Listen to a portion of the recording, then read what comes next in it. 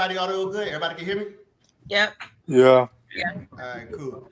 Peace. Welcome to the show. This right here is Humble Beginnings, where we simply live it through. Y'all know I say this all the time. And when I say we simply live it through, I always say, no matter what adversity or diversity we go through, all we can do is walk the path accordingly. That's all we can do. Use a level of discernment and, walk that path. That's all we can do. Y'all gonna hear me take a couple pauses real quick because I'm waiting on my first one to catch up. I don't know why I got a lag over here, but I can see everybody on this other one. But how everybody feeling? Everybody good? Yeah. It's been a good day. Okay. So we got us a good topic today. We're gonna dive into we're gonna talk about relationships. We're gonna talk about this thing called work ethic. And I got a couple placements, a couple questions that I know the family was already debating on and going back and forth, and a couple topics they were talking about that I got a line for us. So we're gonna try to make sure everybody stay in their fair corners, the blue corner, the red corner. Make sure everybody don't get too wild. Look like we got a nice little argumentative group up here. So we're gonna see what happens. Go in and have some fun, run these topics.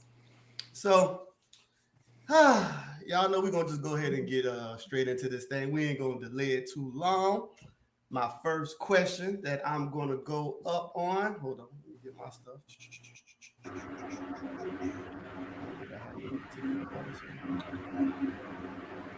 All right, the first question going up is, how important is personal development before getting into relationships? So I'm starting with this question first because I think we're gonna dive into relationships, start getting real heavy, but I want us to talk about, maybe some steps we need to take before we get there. So this is the question. How important is personal development before getting into relationships? I'm gonna start with my boy Matty B. Matty B, go ahead and jump into it. I would say if it's a serious relationship, like looking to build together, is definitely important. But people just knowing each other, I mean, that's going to naturally happen all throughout life, even without the development happening. So I would say it's definitely important as far as if you're looking to build with somebody. But a lot of people just looking to create relationships based on the time being anyway. So it wouldn't be that important in that case.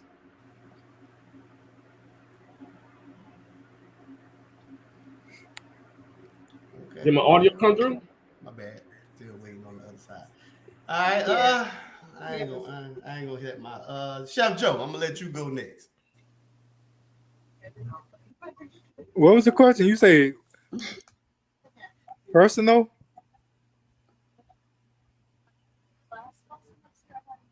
Hold on. How important is personal development before getting in relationships? Your personal development, I think, you should work on yourself before you get in a relationship to make sure you know. Well, you got a late leg. Mm-hmm. Okay. My bad. Tori, what you got, man? What you got on the subject line? Bypass him.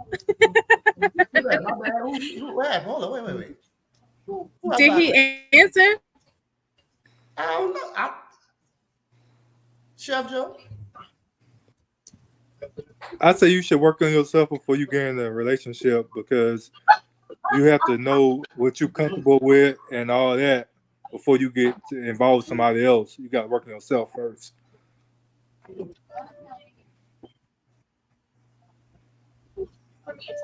I mean, you want to go, Tori? You got next? Tori? Yeah, sure. Me, I think that you should work on yourself before, but I also think you should work during, not just before. And that's just because everybody has a past traumas, all of that good stuff. Just work on it to be the best yourself and the best y'all. I was gonna add that to that as well, because a lot of your growth is gonna come in relationships. Like you don't even grow without having a relationship, so there's no way you can fully grow before you get into a relationship without even having the experience of relationships. So it all is a process. I feel that. Yeah. Are you, Jessica? It's a continuous thing. Serious relationships or any relationship, I just think personal development is important. You want to make sure you are constantly working on yourself so that you can be your best self in a relationship, whether it's something short or whether it's something long term. You want to be able to give your best self. And in order to do that, personal development is completely important. So, yeah. Is it my turn now? Yeah. All right, sister. Yeah, I for the most part agree that personal development. I think it's two different types of growth. It's personal growth and growth within a relationship. Your personal growth is a continuous thing. Um, even then when you're in a relationship, that's a continuous thing as well. But I do think a lot of people need to understand themselves before trying to be in a relationship because it'll be a better way of communication. If you know your triggers, if know yourself well to know you could communicate that with your partner. So I do think it's very important, even in friendships as well. Any type Yeah, So of if friendship. I agree with that. Even in friendships, that's definitely important. So y'all, so if people should know themselves first before they get in a relationship, should no one get into a relationship until they're older? Because we know if people get in a relationship 17, 18, 19, 20, 21, there's no way you're going to know yourself at that age. No, because we're constantly growing, right? So, I mean, growth is a forever process. So, getting into those relationships early on, you're still learning yourself. You are learning how you want to be in a relationship, the type of person you want to be with, the things you will and will not tolerate. And so, having those relationships early on is helping with your personal development. It's allowing you to see, hey, I may like this, but I may not like this. And so waiting until you my age, I'm probably the oldest person on the panel. I'm in my 40s. I ain't gonna say 40 what, but I'm in my 40s. And so I think if I would have waited until now without the experiences that I had early on, I would be lost. I wouldn't know how to function or operate in a relationship right now if I didn't have those early on experiences to develop and to grow in and through. So yeah, still have those relationships early on. Um, but you just got to know that you're growing through those relationships and they may not last. And so, because of the type of person you are, and as you grow, you evolve and what you may like in your 20s, you may not like in your 40s. What you may tolerate, you may not tolerate later on. So it's always continuous growth. so everybody went right. Uh-huh. All right. So yeah. So Chef Joe got to go. oh my bad. Go ahead, Chef Joe. I already went. You did? Oh, you went quick. I forgot. My fault. Yeah. So if I had to answer the question, I would say I kind of agree. I think we're always evolving and we're always But you know who I'll dance with is Malik. growing and becoming something a lot more.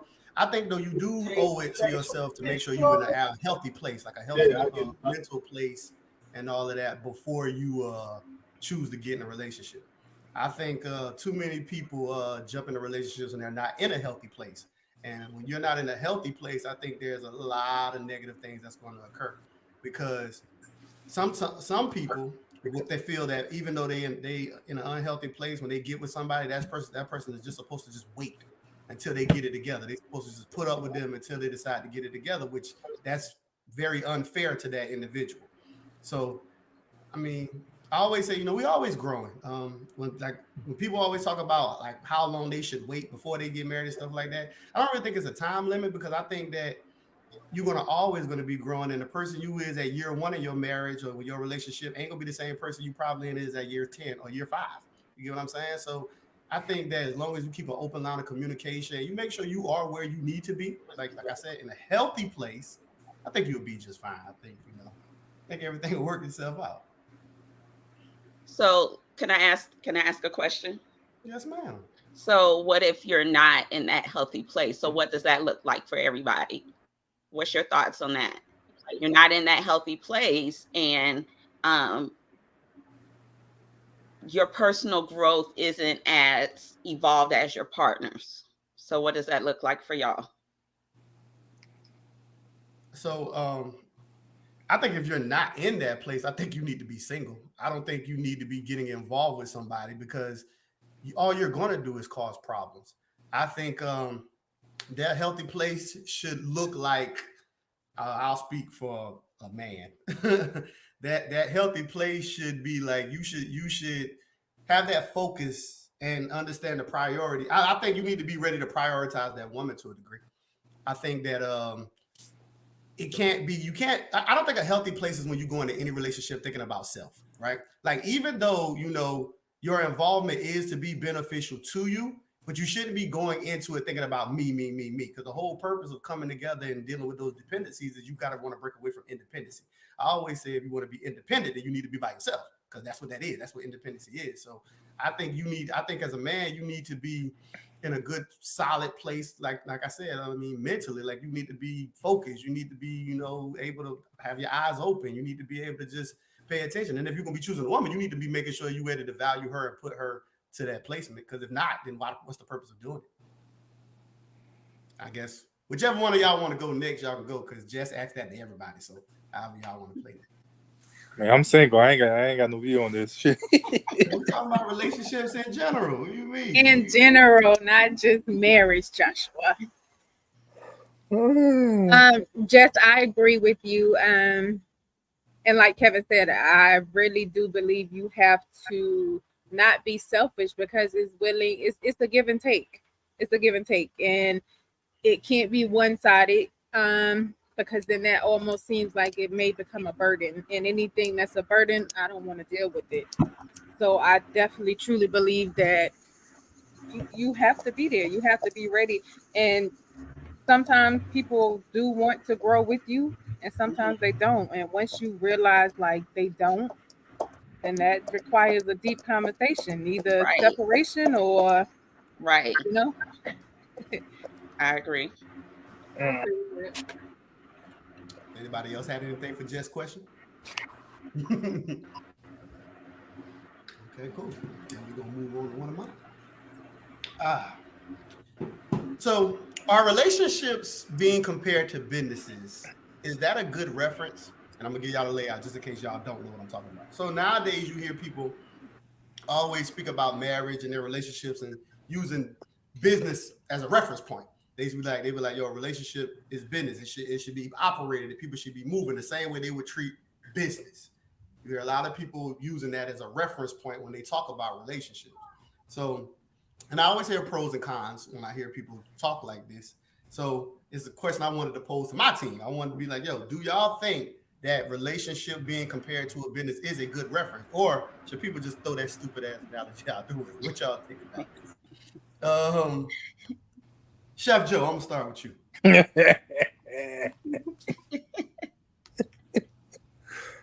I mean, in my opinion, I think marriage, relationship is a business. I mean, think about it. Like when you get married, all assets, things of value is 50-50. Like if y'all get divorced or whatever, like y'all splitting everything down the middle. I mean, that's sort of like a business transaction. Like I think it's a good reference for me. I can't speak for everybody else. Okay. Tori, what you think? You think that's a good reference for people to be using? Note to self, sign a prenup when you going in with him. Damn right. No, Kevin, I don't. Because in today's, I don't know, I just feel like we put more, I think we make marriage and relationships too heavy. And sometimes people, because when you work, that's how you eat. That's something you have to do to survive. A relationship is not anything that you have to do. So if I choose to give this relationship the bare minimum, it's either going to be there tomorrow or not, versus a business. if I don't give it my all and if I don't go hard for it, then I won't have anything. So I feel like, nah, it's not a good reference to compare it. It's not.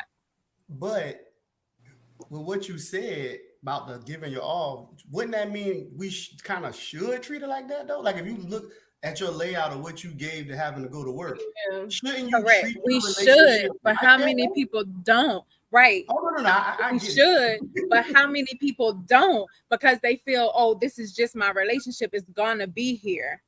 Mhm. Versus the work ethic that we actually take and put into getting up on time, showing up on time, holding yourself accountable, your manager holding you accountable, versus, oh, if I show up late for dinner, my wife or my husband will forgive me. You get what I'm saying? Mhm. Okay. Caprice, what you think about this? Is this relationship being compared to business? Is this a good reference? I think it could be a good reference to some, but most that's a shitty ass reference because business when you're doing business is can be emotionless, and you can't come to your relationship like that. You can't properly, not with a woman that's emotional. No, you can't do that. And then it's like your business can you could clock out. You can't clock out on no marriage or no relationship. Not if you want it to work. So I don't agree with that. But I think some people that approach it like that, if it's a woman and a man, it could work. Okay. Jess, what you think about this, man? Should this reference be used or should we throw it away? Um, I have mixed feelings about it because, like Caprice was saying, there are certain individuals that are their partners in everything they do, and they can go into the relationship and work the business. The relationship is working, and they may reference it as that, like, this is a business. This is an investment for us. And I've heard people talk like that. Does it work for everybody? Like Capri said, no, I don't think it works for everybody. Um, if both people have that mindset, it could work, I think. But if both people don't have that mindset, no. Society as a whole, should they look at it as, as an investment or whatever? No. I really think, again, mixed feelings. The other part of me is just pretty much saying, this is separate. This is separate from what a business looks like. Marriage is work. I know from experience, and I also know how it is to run a business, and I can't compare the two. It's completely different. So again, mixed feelings. It's all about who's in that relationship and how they choose to move and operate. Okay. Maddie B, man, the question. Relationships being compared to businesses, man. Is this a good reference, man? Or should we just throw this out? I like the reference. I think the reference doesn't make sense to a lot of people because they don't have the mind frame to really understand what people say when they speak on that. But for people that have an understanding of relationships, I think it definitely works. I would say, like, if you look at how we apply for a job, how we pick our friends, when someone goes to college, it all lines up to what we want to do in life and what our compatibility. Main thing is compatibility. When you pick a degree you want to go in, you feel like it's a compatibility to what you want to do in life. Relationships are really the only thing that we go off emotion. We don't pick our relationships off compatibility. We really just go off emotion. So I think if you look at it, like when they see it as a business, it's not just finances. It's also like aligning up to you when you apply. Like I said, when you apply for a job, you should look for your mate based on where you want to go in life, not find somebody that you like and try to make them go where you're going in life. So I think that's one of the biggest issues, and it's really because of the hypersexual time that we're in society, where people pick based on, like I say, emotion, sex, and just like swag and all that stuff that I usually talk about. And then they try to work on the character issues and all that stuff later on, rather than pick it off that from the get-go and then working on the attraction later on. Like if you can develop somebody to become a better person, if you could grow with somebody, why do we think those other things, intangibles like attraction, can't grow? So I think when they say look at it the business, that's what I would say about that. So yeah, I'm in the middle of it. Well, no, I'm not really in the middle of it. I know how to define the sides. I think that when I hear this analogy, to me, I think this could work for benefit for people who understand what it means to be like a business owner. Y'all mute up in between. I'm hearing like cracking.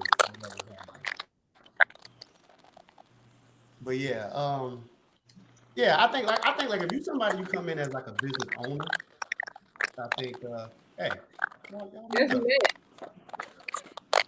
Hey Matt, mute up.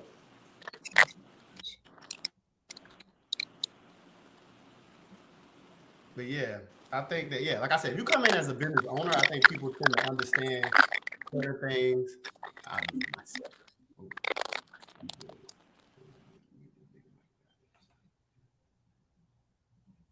Use my controls and stuff.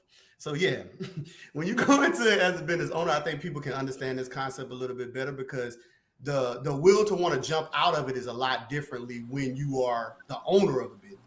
But I always say the downside of it, when you look at it from like a person getting a regular job, the problem is people will quit a job in a heartbeat. So it's like when you're looking at it like business and you used to being an employee, I can see a big downfall in this because people got all kind of issues when it comes to reliability, slacking on the job, not doing what they jobs they hate, mis-selling it, like building up a resume that was a lie. Like they know they wasn't even suited to be for this job in the first place, so they done kind of sold you a bunch of lies that they supposed to be in this position in the first place. Definitely. And then once they get there, now they can't do the job, and they sold you a lie anyway. And it was like, dang, so it could be a downfall when the treatment like a business. Because I done been bamboozled, hoodwinked, okay? And now you a completely different person? Oh, yeah. Yeah. But I think, though, I think Caprice might have said it. I think, too, sometimes when you go into business, man, it's a heartless side to business, too. And you don't want a heartless side when it comes to the relationship because that bond and that love that you got for a person is the thing that actually makes you want to work and stick your relationship out.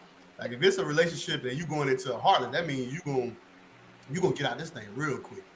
So I'm always big on telling people, I think, people got to make sure they connecting and bonding too with the person. Like I understand all the other aspects that we bring into it, but you got to have a connection there with that person too. Otherwise, people going to jump out this thing very, very quickly. If there's no bond there, no matter what happens, they'll easily just jump right out. So that's my mentality when it comes to that. Chef Joe had mentioned this in his when he was speaking, and this is going to be our next topic. I know people got different views when it comes to this, so I would like everybody to go to their appropriate corners. I want all the ladies to go to the blue corner, the men to go to the red corner. And I got two questions that are like this, but this first one is 50-50 relationships a bad deal? Now, I've already heard some of y'all speak passionately on this. We just didn't put it on the show. Now we got the opportunity. Let them hear it.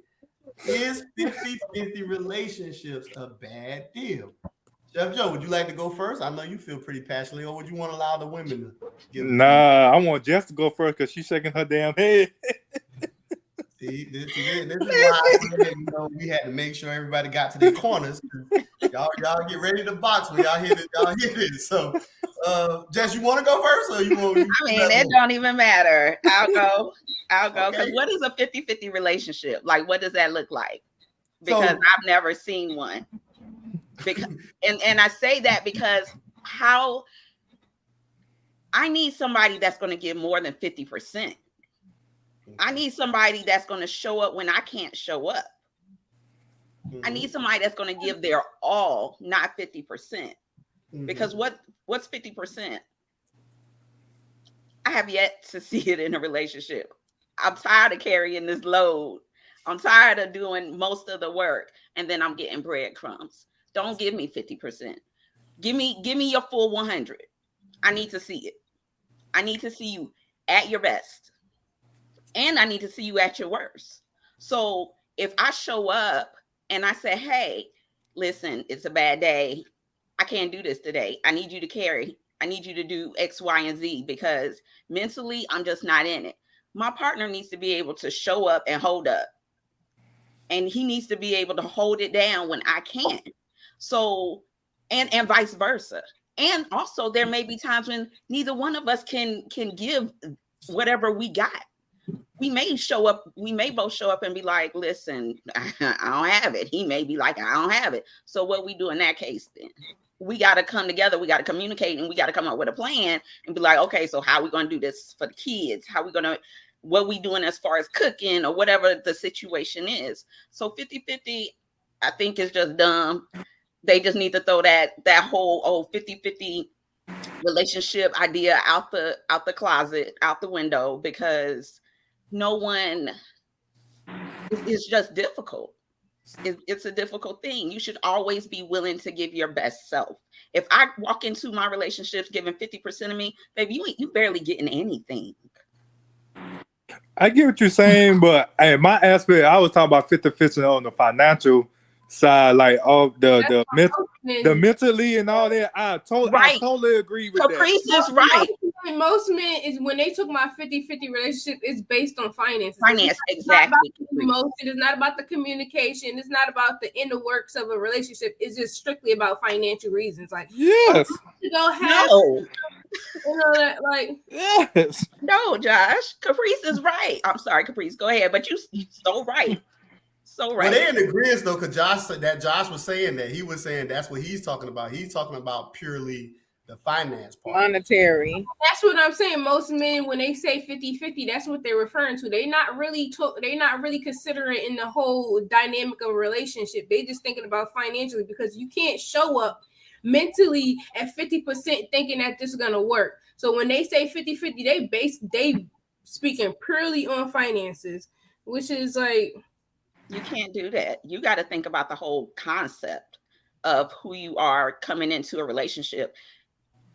It's not just about finance, guys. Like, y'all got to give more to us. Yes, we appreciate you all for being our providers, but you got to give more. Like, where's the emotional part of it? Where's the mental part of it?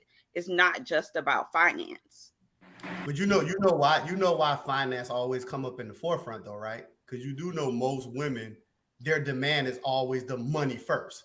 So if my audience, if I'm heterosexual, if my audience is me getting with a woman and the main thing she's addressing is money, then it would make sense why a guy then combats it with the conversation of money. But y'all need to find another woman if that's what she's talking about. Y'all need to find a woman that got her own. If you talk to a woman and shit about money, why do you even consider paying a label on a relationship? You should just not even be bothered with that. If y'all run into all these women that's saying this, it doesn't, a 50-50 doesn't matter. Why you even want to talk to this person, even go 50-50 with them? Mm-hmm. Just like how y'all say some men be hiding the truth. Y'all wouldn't be hiding the fucking truth till you get in a fucking relationship. You can't hide that you want to pay bills. I mean, well, you probably yeah. I don't know, but I don't know no woman that hide it, that I don't want to work, I want to be taken care of, you got to make this kind of money. They are very blunt with it or very outspoken with it, so it's no way that you're gonna get a woman that's gonna lie about what kind of lifestyle that she want to live, even if it is outrageous. So I'm gonna add something to the concept. I think it's an excuse, because most men, if you look at the statistics, most men are not making a lot of money. So it's like, let's do 50-50, because that's the only way we're going to survive. Don't make it like, oh, I don't want you, I got the money and I don't want you spending it. No, you need my income. Yeah, when people say 50-50, I heard y'all was saying earlier about we got to put equal in. I think when people speak 50-50, whether y'all both putting 100 in or whatever the percentages y'all want to break down, the main concept they're speaking about is we both putting the same effort forward. So even if I think that was Jessica that said 100, it's the same concept that people say when they say 50-50. It's just not predicated on one person footing way more of the bill or way more of the effort than the other person. It's based on both people putting equal in. So I think they just using their fraction to explain the concept of we equally. I mean, 100 is still equal. Yeah, but when people, this is the thing. When people using this reference, they're using 100 as a total, and they're putting it as the woman making up half and the man making up half. So I understood exactly what Jess saying. I agree with her. I think as far as work ethic, both parties should be given 100%. Yes. But when people say 50-50, they're going at 100% being the total spectrum, and the woman makes up half and the man makes up half. I think that's where that reference is going. No, I agree with you, but I'm saying it's not based on I'm holding something back. I'm holding my 50% effort back just to put 50 in, so your 50% effort can put your 50% in. It's a lot of that difference, and I don't think that's the concept at all. What they say with that, like they're holding energy back and just putting partial in. I think they're saying like how you said, like how you broke it down. It's a whole thing because we're working as a team and we're both putting the same effort in, which is going to make the whole fraction. Okay. Matt, that was all your chime in though on that subject. You want to answer the question while you were talking, or you already done pretty much gave your break? What was the original question? I'm gonna ask you. Is 50-50 relationships a bad deal? Not really. I mean, it's really based on the two people involved in it, because I've seen it work for some people and I've seen it not work for other people. It's not, but personally, as far as finances, I want to be able to put more in, because I just have a spirit about me that wants to provide for a female. So I do believe we should equally be invested in the relationship. But as far as finances, I think me being the man, I want to be able to put more in than her. That's just me personally, though. Okay. Tori, what you got on this? Is 50-50 relationships a bad deal? No, I don't think they're bad. And that just goes back to the first question when I said it's all about give and take. And like everyone said, I think my brother was solely based upon monetary. And sometimes it's way more, it's deeper than monetary. A lot of things are deeper than monetary. When we sitting on the chair watching TV, huh? I thought he was about to say something. Right, yeah, he was. But I don't know. It's just so much deeper than monetary. I think that stands out. Like Kevin said, I think in a lot of relationships, let's say example, you got a guy that's broke, but he gives love and affection. But I said, well, not broke, but lacking finances compared to what she's bringing to the table. Not broke though, but he's bringing all that other stuff. He would have more of a problem doing it that way than if he had money and wasn't bringing a lot of the other stuff for a lot of females. So I think that's why guys speak on that concept a little bit more, because more females have an issue when you are not providing finances than they will have if you're not providing those other things, but you are contributing more financially and maybe giving a little bit of those things, just not totally neglecting them, of course. Yeah, so I'm gonna bring up another concept. I thought Matt would have hit it, but he didn't hit it. Another one of the issues that when this conversation is being had is around authority of leadership. And one of the problems a lot of guys are explaining is that typically when you got to go 50-50 with a woman, that woman feel like she has to then demand. It's like the woman don't then value or trust the man's leadership because she's coming in giving her equal size. So she feels she has to have every bit of the exact same say so as the man. That's another concept that's being argued when this conversation comes up too. What y'all think about that? That definitely, when I heard the question, that was my first thought to go there, but I didn't touch on it because I thought you would, but I was like, I'm just gonna bring up what I hear when I hear people have the conversation. Yeah, I usually bring that up as well too. I definitely agree with that. A lot of times when you are going 50-50 with a woman, if you're a type of dude that wants to be a leader, you typically have more problems because people typically, if they feel like they're putting the same, financially feel like they got the same say. They feel like they have my say is just as equal as you. And I do agree that it's as equal as far as we're trying to build something together. But a lot of times when you're spending more of the money and you're providing more financially, you also have more leverage in the relationship as well too. Because it's like this, right? If you take our 3 women on the panel, don't they look like they could be some bossy women? They are. very person.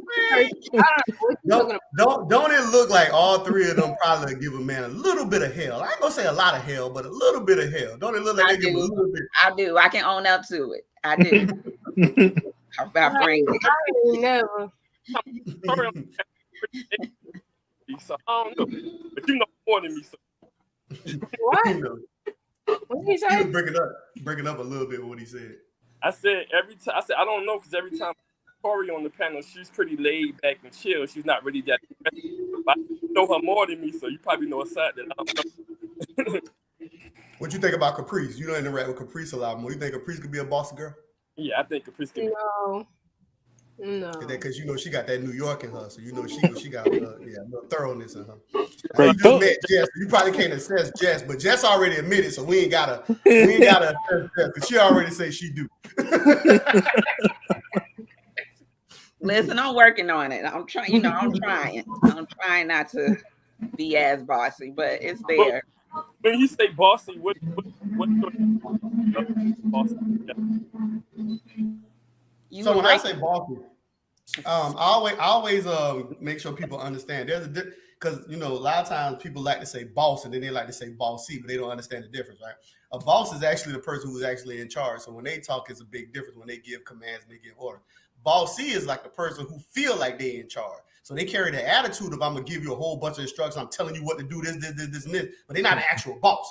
That's why it's bossy. They boss like, they got boss tendencies. They're not a boss, they just bossy. You know what I'm saying? So they get into that whole always giving demands and shouting out orders and telling you what to do, trying to dictate, navigate. Wait, hold up. I don't want to be referred as bossy then if that's no, definitely. Because that's I mean, I'm any one of those.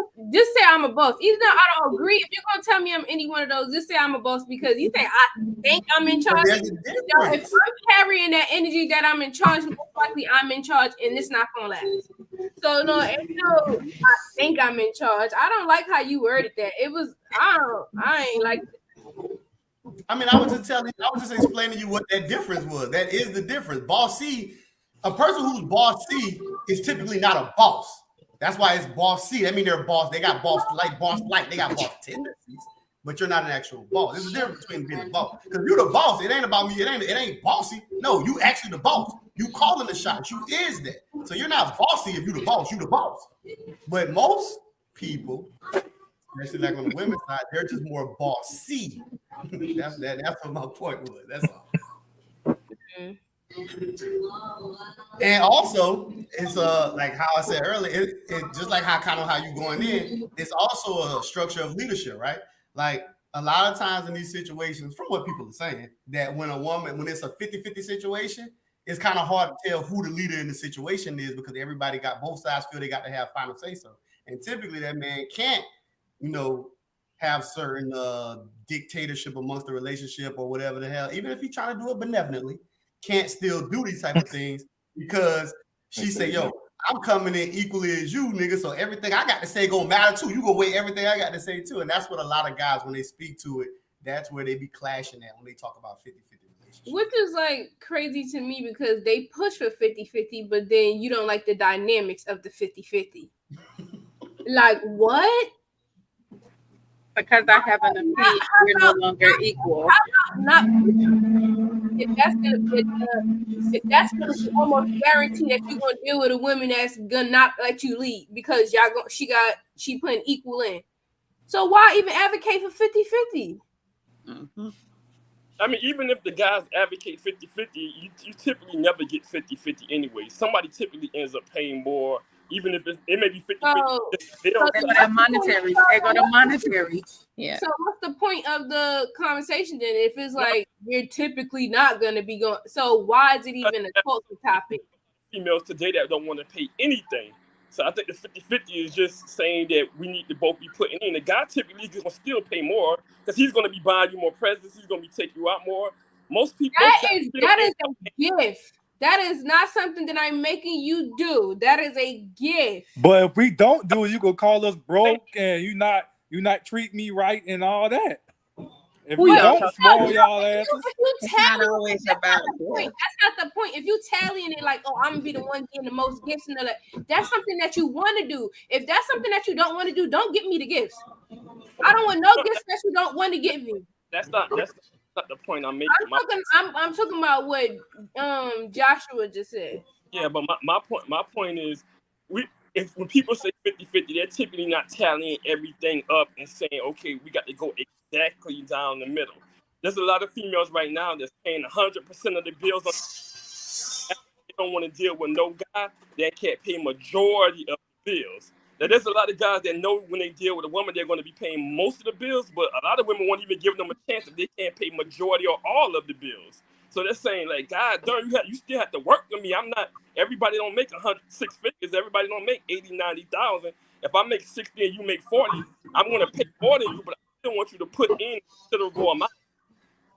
Which that is fine for some women to even do like the bills, but you can't be like, oh, I need you to be having dinner every night at home, and I need you to do this and that because I'm working too. If you want me cooking and all that or every day and every night, you're gonna have to put me out of work. Yes, I agree with that. So it's either y'all deal with the dynamics of the 50-50, like cons and pros, or just take full responsibility of the finances and the relationship. So you said that if he wants you to be cooking and cleaning and things of that nature, he gonna have to put you out of work for you to do these type of things. No, I'm just saying, I'm talking about those men that want women to be really picking up after them every day and making dinner, and they be complaining that, oh, y'all women don't know how to cook. Like, if you want me to go 50-50, why are you worrying about? I can make not me personally, but if the woman can make a few stuff, why are you worrying about what her cooking palette is? Like she gotta work. No, and if we going 50-50, then you need to be cooking too. I agree with that. What if he can't cook? What if he can't cook? You better get some. It's YouTube out here with tutorials. I agree with that. There's no reason why no men today don't know how to cook. It's crazy. Right. Well, the issue is a lot of females today don't cook at all. Wait. What if that's the reason why I want a wife? So I don't have to cook. Then you need to put her out of work. You can't do no 50-50. So you need for her to cook, she should just be out of work. Is that what you're saying? Meals every night, and you complain when she don't do it. Like, if you want that stay-at-home type of person, no, you need to put her out of work, or at least let her. Some nights cool. So before we continue, Tori, Jess, do y'all believe in this? Can y'all hear me? We hear you. Okay, got you. All right. Do y'all believe in this rhetoric too? I want to see who all in agreement. Do y'all believe if he expects for you to be cooking, he should be putting y'all out of work? Tori, Jessica. Somebody so just coming from me point, and I can't speak for anybody else. So there was a point where I was out of work, but I was going to school. And during that point, yes, I made sure I cooked, I cleaned, and everything that wrapped around it because I felt like that was my part at that time. Granted, when I went back to work, I still cooked, but the meals slowed down a whole lot. I didn't do laundry as much as I did when I had the time, but the laundry still got done. And y'all throwing me when we talking about this whole monetary thing because it's I can't agree with it, Kevin, because it's deeper than that. And then on the days that and even when the days that he would get off work, you cook too. Like, it's not just, and that becomes a whole gender role thing to me. Like, y'all can cook too. Mm-hmm. I don't care if you warming something in the microwave. That's a meal. You try. It's the effort. Can y'all hear me? Effort. Yeah, okay. All right, we ain't gonna have too many meals you cook it in the microwave. Like, I'm gonna give you the benefit of the doubt at first, but you need to, That's but if he can't cook, he can't cook now. You can learn how to cook. She told you it's YouTube out here, Kev. I mean, hey, listen, man. Hey, it gonna be a lot of fast food stops. That man ain't trying to learn how to cook. That No, might not ain't be no a thing. fast food. And if you're gonna order, I'll order some good stuff. Ain't no fast food. Ain't no fast food. Like, All right, Matt, what you was about to add? I know you was trying to jump in, man. Nah, you good. I say that's why I'm more of a pay majority of the bills type guy. I don't like the 50-50 thing because of those obstacles right there. That would be obstacles for me personally. But Matt, if you paying all the bills, never once out of that year do you plan on cooking whatsoever? Never No, I'm once still do gonna you cook. plan on. No, I'm still gonna cook. She don't even have to cook every day. I'm not saying it for those purposes. I'm saying there's things intangibles that I would want that I know a lot of women can't do when they're working a full-time job. It's bigger than just cooking. Like I want you to do stuff for yourself. I want a happy woman. So I want you to do your passions. I don't even want you working a job that You don't get no days off? What'd you say? You don't get no days off? Who, me?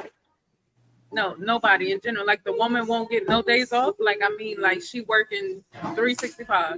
No, I said I don't want her to work that much. That's the whole point. Why I want to be the main person providing. I don't want you working that much. I want you working out. I want you getting your nails done. I want you doing things that make you happy. I want a happy, sexy female when I come home. I don't want you frustrated. I don't want you angry. I want you, if you like writing poetry, you need to be doing some of that. I want your part-time job to be something you like to do. I don't want you to be frustrated at all. wow, It's two jobs that I know of that you do. It's two jobs that I know of that you don't get no days off. That's parenting and being a husband or being a wife. Mm-hmm. So when you said days off, my response to that would be no, you don't. You don't get a day off from being a parent. You don't get a day off from being a wife, and you don't get a day off from being a husband. So those two things, parenting and being that spouse, no, you don't get a day off. I agree with you on that. That was my response. And if you the main one working, right, and you want her to be at home, and y'all have kids, she's gonna be working. That's the fact. So still, that could still take her away from doing all those other things that you want her to do. No, but that's and being a stay-at-home parent sometimes is way more than working a job. It is. I never like. I have so much respect for stay-at-home moms because, man, listen. People think it's just an easy job to stay at home and deal with kids all day, and it's not. So I thank God that my daughter's in school now, and we're not staying home, like, because it's just a lot. Sometimes I need a mental break from them. A lot of stay-at-home moms don't get mental breaks. So a lot of stuff that you might be asking, and that's the intangible things, and you want her to be happy and all that. When kids come into play, it's just a lot of stuff that can still interrupt what you want her to do with that as well. I mean, y'all have a period where it's blissful before y'all have kids, if that's that's your dynamic, but you can't say she won't be working at all, and these things can still interfere with the things that you want from her. When I say not working, I'm talking about a job that she don't want to do. Like, it's a lot of people that work jobs because they have to. You know what I'm saying? Like, they working at a plant or they working somewhere that they hate going into every day. I don't want a woman that's in that position. If she's working and it's something she had to do, like raising the kids, or she's doing the job she's passionate about, and she just get frustrated sometimes, that's cool, even if she has to work every day. But I would never be with a woman that has to work a job that she don't want to work every day. I need to find a way to make more money and help you get a degree or get a trade, and you do something you like doing. That's what I'm speaking of. Yeah, I kind of agree with that. But some women would say sometimes they don't want to be a parent. Well, that's a requirement. Like, you don't know what you can handle until it's there. So sometimes you want to clock out. She can clock. I mean, everybody clock out sometimes. I mean, that's their primary duty. Everybody got to get a break. If you saying, like, how you saying the dynamic gonna be, she's gonna be ain't no clocking out. Cause you have to make, you say you making up most of the majority of the money, so you got to do a lot of working. So yeah, I don't really have a lot to add to the question. I never answered the question, but I think maybe one or two people said it earlier. I think it just depends on those people going into that situation. Mm-hmm. Like, I think you got to understand your dynamics, right? Like, I don't think no relationship is ever actually 50-50. Like, I understand that when we talk about it, a lot of times when men go into they're talking finances, but there's so many other things that go into the relationship other than just finance. So I think that it's more so predicated upon the individuals who going into it. I think that both sides, man or woman, have to do a very good level of assessment and discernment of whom it is the hell that you're talking to and what it is that they're bringing to the situation to know whether or not y'all are a fit. Like, I think that's just that. Yeah, I mean, that's pretty much all I had. I ain't had a lot on that. All right, I need the fighters to go back to their corners. Women, please report back to the blue corner. Men, please go back to the red corner. I got a good question for you. And this one I think is one of my favorite ones, man, because I just thought it was interesting. Is it easier to get a man to commit or to get a woman to submit? Is it easier?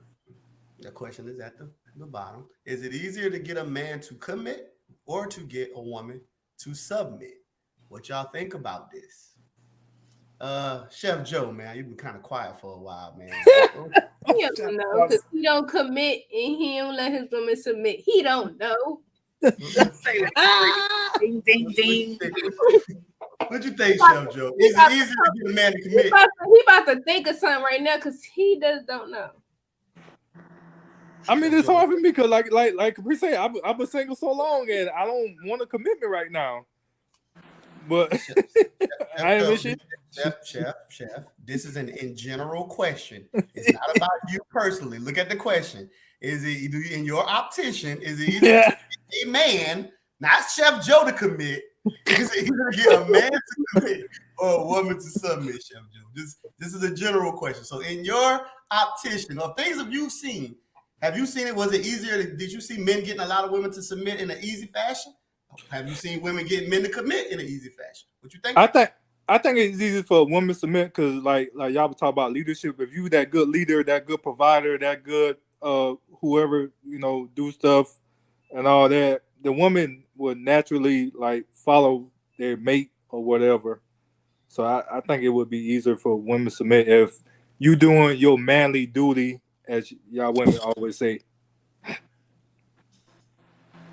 Okay. Jess, what you think about this, man? Is it easier to get a man to commit or to get a woman to submit? What you think? I'm with Josh. I think just naturally for us women, and this is my opinion, that we want to submit. Not necessarily, just do a bunch of different crazy stuff, but naturally we just want to submit to the man that we're with or the person that we're with. And so I think it's easier for us to submit than for a man to commit. For a man to commit, it seems like it takes y'all a lot. Like it's the hardest thing in the world. And I'm not understanding why. Okay, maybe I got some stuff I'm dealing with, but I'm not understanding. I'm not understanding what's wrong with it. Like why? What's wrong? Commit to this. Like how you did. No, I'm gonna work on that though.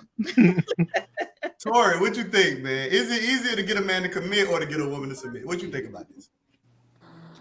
So far, I think we can all meet in the middle of the ring on this one, Kevin. I think it's easier for the woman to submit, and it's just solely based upon the fact that I think men, y'all don't grow up until y'all old, like elders. So wait. Really quickly, can you define what you're calling old? Just for the people to understand, what are you calling old? Older than me. Just go with that. Sorry, older than me. Older than, yes. Like you're almost in your 40s before you realize what you had, could have had, or have. And then by that time, she's definitely not willing to submit because she's already gone. But then you realize, oh, she had submissive tendencies. And then it's too late. But I feel like women just mature way faster. Okay, that's debatable. I swear that's debatable. What you think about the question? Is it easier to get a man to commit or to get a woman to submit? What you think? Me? Yes, ma'am. It's definitely easier for a woman to submit. I think what a lot of men run into is because they sometimes they do a lot of talking, then their actions don't follow. And once you show me your actions don't follow, I'm not submitting. I might still talk to you or whatever, but don't think you're gonna get no submission out of me because I already seen that you're not a man of your word or your action. So that they speak but don't keep word. They don't show it through actions, and so that's what you run into, a lot of women that don't want to submit because you say women are supposed to follow the man and he's supposed to be the leader. You're not showing a good example, so you're not going to get a submissive woman. So wouldn't that be opposite of your point then? If most men aren't ready to lead, that would mean most women aren't ready to submit. No, right? that does not mean that. You leading does not predicate how I want to be. No, that just mean that you're not the one for me. Wait, because you just said, hold up now. You just said if he can pretty much do his job, then that's when that woman will be ready to take in that position. So if you're saying that if he's not there, that would be saying that because he's not built or ready for that, then you won't. So it does determine how you go about submitting then. No, that wasn't his question. He said if most men are not ready to commit, then that would mean that most women wouldn't want to submit. No, I said no. I'm not going off his question. I'm actually responding to what you said. And I said the same thing you said. No, you didn't say the same thing. You said something different. I said if most men aren't the leaders you want them to be, that would mean it's contradicting your point, because if most women aren't ready to submit because most guys aren't leaders, then that would mean it's harder for them to submit if most guys aren't. That just means it's harder for that woman to find a man to submit to if most men are not ready to be leaders. Okay, if y'all not ready to be leaders don't mean that I'm not ready to submit to a man. No. What he's saying though is that it does play a predication, right? You're saying he has to be ready, so that means his position does dictate your decision. Then, so it's a contradiction upon the words, right? Because if you're talking about just the action of submitting is just submitting. You're saying he has to already be ready. So his stature or wherever he at right now does dictate what you do next. You said it didn't. You said it didn't dictate, but it does. The question is it easier to get a man to commit or get a woman to submit? It's very easy to get a woman to submit. No. That's what I'm answering to. That's what I'm answering to. I don't know what you're I get the question. I'm challenging the words you said, though. You said that his positioning doesn't then dictate how you move. Yes. I was pointing that out. That's not true. Because you literally said, if he's not in a position that he's not ready, you're not willing to, it does dictate. That's not what I said. I said him not being a leader does not dictate me wanting to be ready to submit. Not being ready to submit to him. Being ready to submit to a man. If I want to be in a relationship and I want to submit to my man, and I need to find that man to submit to. That's what I'm talking about. All right, watch this. Watch how easily I do this. Watch how easily I do this. If that man is ready to be a leader, are you willing to submit? Yes or no? If his action match up to his word and if that man is where he need to be, are you willing to submit? Willing to submit to him, yes. If that man is not ready, are you willing to submit? No, not to him. That means that, and that's the point. The question is more so about you, not in general. You get what I'm saying? No. Or you would, because you said it doesn't dictate you. So that's why the question is honed in on you. So it does dictate you. If he's not ready, then you're not submitting. Now, I get what you're saying about being willing. I understand that. Yes, you need a man that has a level of confidence and attribute. But when you say it doesn't dictate, it actually does dictate it, though. The question isn't based on willing or ready. The question is based on actually doing it. Which one is easier to do? So if you're just being ready, you wouldn't qualify for actually doing it. So most people aren't. Most men aren't leaders. But I'm talking about me personally. But it's still easier to get a woman to submit. Most women, when they in relationship with men, they are submitting. It's just that they get bad experiences and they grow, and then they have this mindset coming out of it because they're not healed. They didn't do the proper healing. Then now it's like, I would never submit to a man, or they come with all this masculine energy. It's because when they did submit, that man fell. Okay, can I? So, Matt, man, call some trouble real quick, man. I need you to answer the question. Most times out of 10, the woman that submit to men that's not committed to them. Matt, All what you think, man? Is it easier to get a man to commit or to get a woman to submit? I got 2 points to this. The first point is it's definitely easier to get a man to commit than a woman to submit. Based on their own words, a man has to be fully ready before they submit. A lot of guys commit to women that aren't fully ready. We're willing to deal with problems and commit to a woman that isn't ready and deal with problems and try to change. Yo, Wait a minute. how you gonna say that y'all ready to deal with problems? Women's not ready to deal with men that have problems. Most of the time, women are the ones dealing with the problems for the men. I don't know what Fighters. I need all fighters to go back to their respective quarters, please. That's crazy that you say most, because how they talking on the internet, they're not willing to deal with no women. You're not listening to what I'm saying. His question is commit on the man's side and submit on the woman's side. It's not the same thing on both sides. So you can't use what I say on the man's side and say the woman is doing it too, because we're not comparing commit to commit. We're comparing commit to submit. So those are two different things. No, I'm just pointing out that you said most men are most likely the one that would deal with a woman that's not ready or got problems. Like women don't do that. Because if we're looking I mean, we know with most women there's going to be a lot of issues. But see, you speak with this concept that most men are carrying themselves like leaders, or even think of leaders. Most men didn't even use this leader word until 2 years ago. So, like, you're assuming that this man is carrying himself like a leader, or have the assumption that he's the leader to be like, I can deal with a woman problem, or I could take her under my wing with, please, they are going with the river. They are going with the flow. Whatever they catch is whatever they catch. And most men don't even want to deal with the problems. When a problem occurs, that's it. It's over. It's done. On to the next. Yeah. All right, can I go now? Go ahead, Matt. All right. So if submission is based on the guy being the finished product, I'm saying commitment for guys is not typically predicated on women being the finished product based on Caprice's words. I didn't say nothing about no finished product. I just said that he needs. I said he needs to be in his word. Okay, all right, because I'm not gonna let you say something that I didn't say.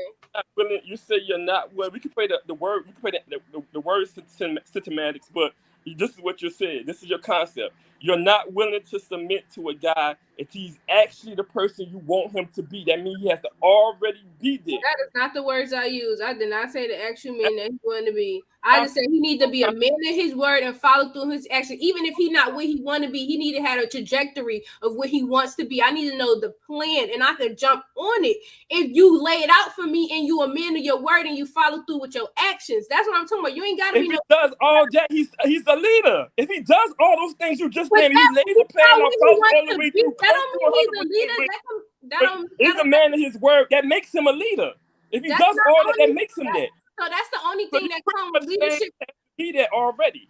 So that's the only thing that comes with leadership skills. No, that could be a part of it, but that's not all of it. All those things you just named. If he does all those things you just named, that would make him a leader in my eyes. Being a man in his word and have a trajectory on where he want to go. Yes, him having the plan. You said coming through with the plan, being a man in his word. All those things would make him a damn good leader. That's some of the biggest things that make people leaders. Because you're responsible for being a person and having integrity. I didn't say nothing about integrity though. Being a man of his word is integrity. That's part of integrity. You can keep playing with the words. That means that's part of integrity. So that is what integrity is now. Being a stand-up person, a person of your word, is integrity. Yes, that's literally what integrity is. But that don't mean because he has those three things that's necessary. Like he's in a leadership position, because you might not know how to be responsible for other people. I'm just saying, if we're dating and I'm seeing that you have a plan just for yourself, it ain't even got to be about me yet. But I see what you're doing. I see you a man of your word. When you say you're gonna do this, you're gonna do that. You follow up with action. You're a man of your word. I can submit to you. But most, Because I'm not. Okay, that's cool. I'm not denying that you would submit to a guy that's saying that. I'm saying because those qualifications are on most guys, that means it's harder for women to submit because we get in relationships with and we don't have all these requirements for women. you I think shouldn't be in a relationship. requirements for women as well. A lot of us get with women just because we like them or they pretty. A lot of y'all, even when y'all get to with a man, y'all will not submit until he's already at least partially most of the things y'all want him to be. So in my opinion, that would make it harder because the guy has to actually become something first to get that level of submission. Now, I agree with you on the point that I think both sexes will submit and will commit for the right person. I do agree with that. If the man is the right person, any woman will submit. If a woman is the right female, any man will commit. But I believe that, like how Tori said, most women mature quicker. So I believe because most women mature quicker and most guys don't mature quicker, women are submitting less because guys have to actually become something before they actually submit. But we're not talking about what's currently happening. Yeah, I could agree with you that most women are not submitting right now, but we're talking about what is easier. If it's easier if you do these things to get a woman to submit. And then you could get that woman to submit, but that don't necessarily mean that you want to commit to her. There's plenty of men out here right now that's saying that they don't want to get married. The statistics prove it that men are especially black men are the least married. So there's no way you telling me that it's easier to get men to commit when the marriage rates are low as hell. But you don't have many men saying they don't need women. You have women that say they don't need a man. We going into something else. We ran off to something else. That don't. No, that's under what I'm saying. If you have a lot of now you're gonna use the excuse that because women say I don't need a man, that's what's getting men not to commit. Before women was yelling this thing, this always has been a thing with men having an issue to commit. Before reference of commit, I'm saying that in reference to submission. If a lot of females are saying they don't even need a man, period, and you don't hear men say they don't need a female, that means it is harder for them to submit than a man to commit because we need y'all. If you believe them, then I could understand why you would think it's more harder for women to submit because women that say that are speaking from hurt places. I don't believe no women that come on this internet and be like, I don't need a man. I believe women are speaking from how they are being raised since because we know, especially black women, we know right now that black women are hold on, we about to go into a whole as far as all right, time out. I need my fighters to go back to their corners. So anybody who know, man, if you follow this show, one thing you gonna learn is that Caprice and Maddie B, these are the heavy hitters, man. They go in, they go back and forth. I got George Foreman underneath me, and I got Mike Tyson underneath Corey. They heavy hitters. They pound for pound fighters. They go back and forth. They go throw it up the top. They go hit it. They understand. Like you gonna get a lot of that. So that's if you follow, you definitely know. If you get them together, they gonna definitely go back and forth a good bit. You know what I'm saying? And I love it. I think it's beautiful. You know what I'm saying? I love it. It reminds me of Joe Frazier. Muhammad Ali. I like it. They pound. And I'm Muhammad. So nah, you Mike Tyson and he George Foreman. Nah, y'all heavy hitters, like it's undeniable. You know what I'm saying? But let me answer the question because y'all was back and forth for a little minute. So, my perspective on it, is it easier to get a man to commit or to get a woman to submit? I actually believe that it's very easy for both to do it, and I'm gonna give you the breakdowns to help you understand why. Because I think a lot of times we kind of glossing over certain stuff. So I'm going to deal with the first part and I'm going to deal with the man first. It's actually not hard to get a man to commit. One thing about men, and I say this all the time, if that man really sees what it is in you that he wants to make and have happen, he actually will do it.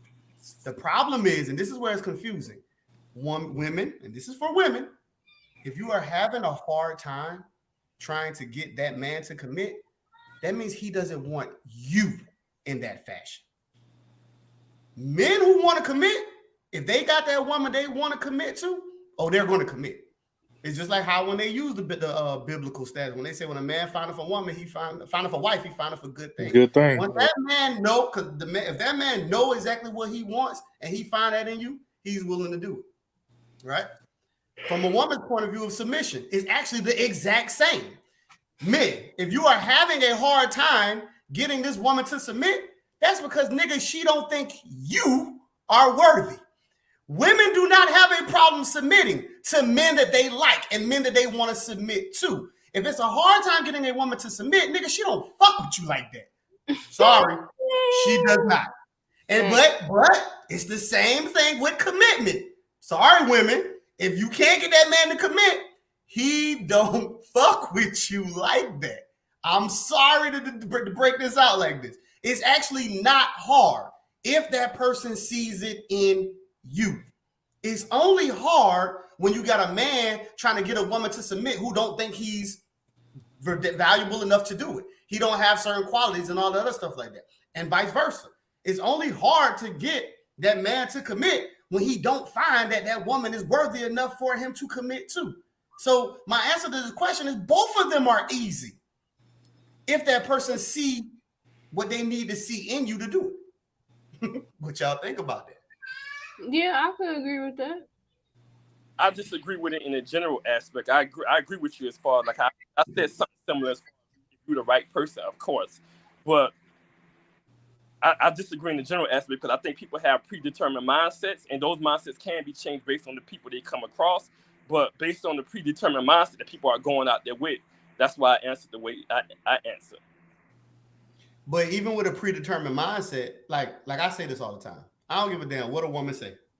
Even when women start, like when women say things about how they won't put up with certain things and all that stuff like that, I guarantee you, if you throw that bond in there and that woman connect, that woman gonna do all that same shit she said she wouldn't have done. And I've seen men do the exact same thing. Even though you hear men say, I ain't putting up with this and all this other stuff like that, let that man actually connect and actually fall in love with that woman. All that so-called standards that people got, when people actually bond, all that shit go out the fucking window on the man's side and the woman's side. So I get what you're saying, but when people actually really connecting, all that is bullshit. I'm telling you what I've known, what I've seen. It's not true. All them see, the only reason why people are able to have these hard stances, see, the hard stances come from your own just ideology. But it changes, especially how we know women are more emotional, right? A woman can give you a hard stance until you allow for that woman to fall for you.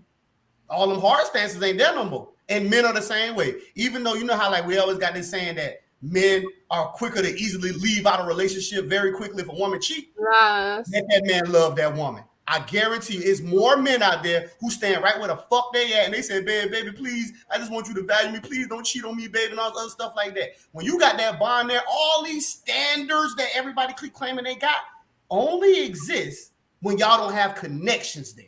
When people start connecting, I've seen all these things go out the window, men and women.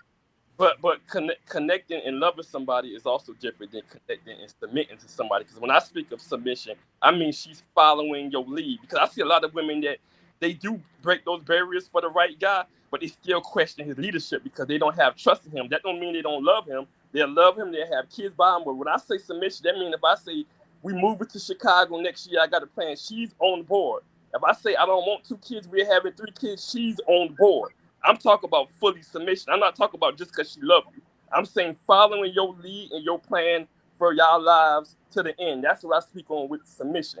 I think when a lot of people speak of submission, they don't go that deep into submission. They go, well, she's rocking with him and she wants to be with him, so she's submitting. I'm talking about deep level of submission. I understand that, and just like all day, every day, we don't have to Chicago tomorrow. That's crazy. That's crazy. It's like, if this wasn't a part of the plan already, how do you expect me not to ask questions and be like, does this make sense? It's almost like if you have an opinion, like, then are you not going to consult with me about this just because you're the leader? You need as a leader, the whole thing about being a leader too, you need to know how to delegate and give people certain positions. You need me on board with this for this to work, so you need to be selling that.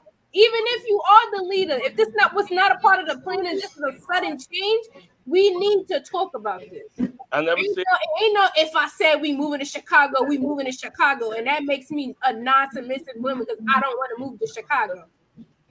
Oh, my action and past, like I used to say, my plan and my past actions have always benefited us. And I'm laying out the plan for you. I'm breaking it down where it makes sense. And I'm not a guy that's making spontaneous decisions. I actually have a plan. I've actually proven to you that plans I made previously, I've been very good at of seeing those through. So you shouldn't be picking a guy in the first place if you don't trust his leadership. And then but I still got to be on board. Up with those. Still got to be on board if you're moving like that. If you're saying we're picking up and we're moving to wherever, I still got to be on board. And I need to know, okay, us moving there, what that look like going forward. Of course. I'm not denying any of that. It doesn't matter if your past decisions were the best. I still got to be on board with whatever future decisions you come up with, regardless of what it is. I think it's going back to what I said. If that woman sees what she needs to see and deem that is there and is worthy, that woman has no problem with submitting. If that woman goes in and see that she can trust, your judgments and your discernment, and if she see that you have these leadership qualities and things that can actually help guide her, I don't think it's hard for her to submit. It's only hard for the people who don't have it. And like I said, vice versa, even when it comes to committing. It's only hard for a man come on. All right, let's be honest. Men, I'm gonna talk to the men first. Y'all done talked to many women. Y'all done came across many men, many women. When it comes to and I'm pretty sure y'all done dealt with women who wanted y'all to be more serious, right? Mm-hmm. If you don't feel like you should go there with that woman, would you do it? Men, Chef Joe, Maddie B. Nope. I mean, you're not going to commit. Okay, I agree with that. Now let me go to the women. Like I said, it's the same thing.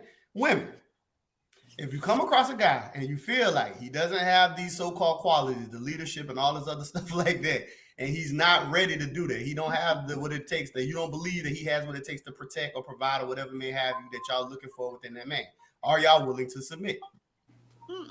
Not happening. And that's my point. It goes the same way. It's not hard for men and women to do it. They just have to make sure they see that it's worth it. Now, what is argumentative though, and that I can see people saying is what people really say good enough? Because I think this is where it becomes problematic. That's my speaking. A lot of women say these things, and even when you do get these things being in front of them, they still don't be willing to submit. Because the whole thing about submission, when you hear in these spaces and people talk about it, is that a lot of women don't feel like they should have to submit at all. Now, I do understand that they're only saying this because they're speaking to y'all niggas who can't be up to par. I understand this. And sometimes the guys who hearing it don't realize, they're not understanding that, no, nigga, they telling you, nigga, that you're not up to par. And it's just like how I always say this, right? Like we were just having this conversation on the other day. Some people aren't ready to play in the league that they're trying to get involved with. If you understand your audience. If my audience is saying, all right, they need this, you got to be a leader, you got to be able to provide, you got to have this, all this. Sometimes they say, well, you got to be able to dick them down, right? All this other stuff like that. If you know that they're laying out this as the fundamental, only thing you can do with this is just either be it to try to make it or go find another chick. It's the same way with men in this space. When they say, well, you got to be what they say, fit, friendly, feminine, whatever they have, they say. If that's what his desire, because it's supply and demand. If that's what it is that the demand is, then you just simply have to be it. If you want to be with that person, that's it. I don't think this is complicated. I think we're making it more complicated than what it is. I agree with you on that concept, but I think you're oversimplifying it because that's like saying. That's actually simplifying it. That's like saying gold kids have requirements to hire somebody, right? And there's also requirements to become the president. That's like saying, well, both people fit requirements for some people, so both people can get those jobs if they fit the requirements, so it's the same thing. No, if somebody we know that some requirements for certain people are higher, even if they have a person out there that can fit it, it's not the same. One is harder, one is lesser. Just because somebody can fit it don't mean it's the same thing because somebody can fit it. Overall, one is harder and one is lesser. That's my point. I'm gonna argue the probability standpoint, right? Mm-hmm. So if just like how you use your examples of one, well, you said gold kids, then you said the presidency, right? Yes. Okay. So we're using that, right? If this place requires you to have this, yes, they're different in concept because the positions are different in life, but you got to remember, you only trying to get with that woman. So if that woman is, let's say, I eat a gold kiss, whatever that her requirements are, if you want to be with her, you not have to meet her requirements? It ain't about me trying to meet the gold kiss lady requirements. Ain't the same as me trying to reach trying to reach Hillary's requirements. I'm not trying to talk to Hillary. I want to talk to gold kiss. Hillary, I already understood Hillary out of my league. I can't go presidential. So I'm because I'm average. So I'm gonna deal with the average motherfucker. So I'm gonna go with gold kiss. So it is predicated upon the individual though, because you're trying to be with that individual. You're not trying to be with all the women. You're trying to be with that woman. But if I'm And judging it that's based, what you gotta understand. if I'm judging it in a general sense, and I would be judging it based on the typical woman standards and the typical man standards. But that's where you go wrong, judging it on. For a woman to submit and for a woman to commit, I would be judging on the typical person standards. So I'm saying the typical female said yes, the right female. I agree with you. It's easy for everybody to get what they want for the right person. The thing is, which side is it harder to find the right person for? I'm saying it's harder for the guy. That's my overall point. Men and women can say the same thing. Your overall point, I agree with as well. You know what you're looking for. You know how to go and get what you actually need. It's easy for everybody. I agree.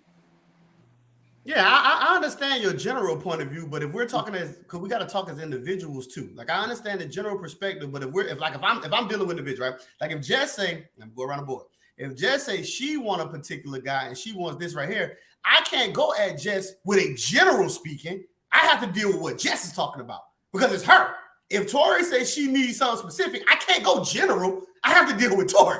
If Josh is saying he's looking for something specific, I can't go general. I got to deal with Josh. And the same thing for you and Caprice.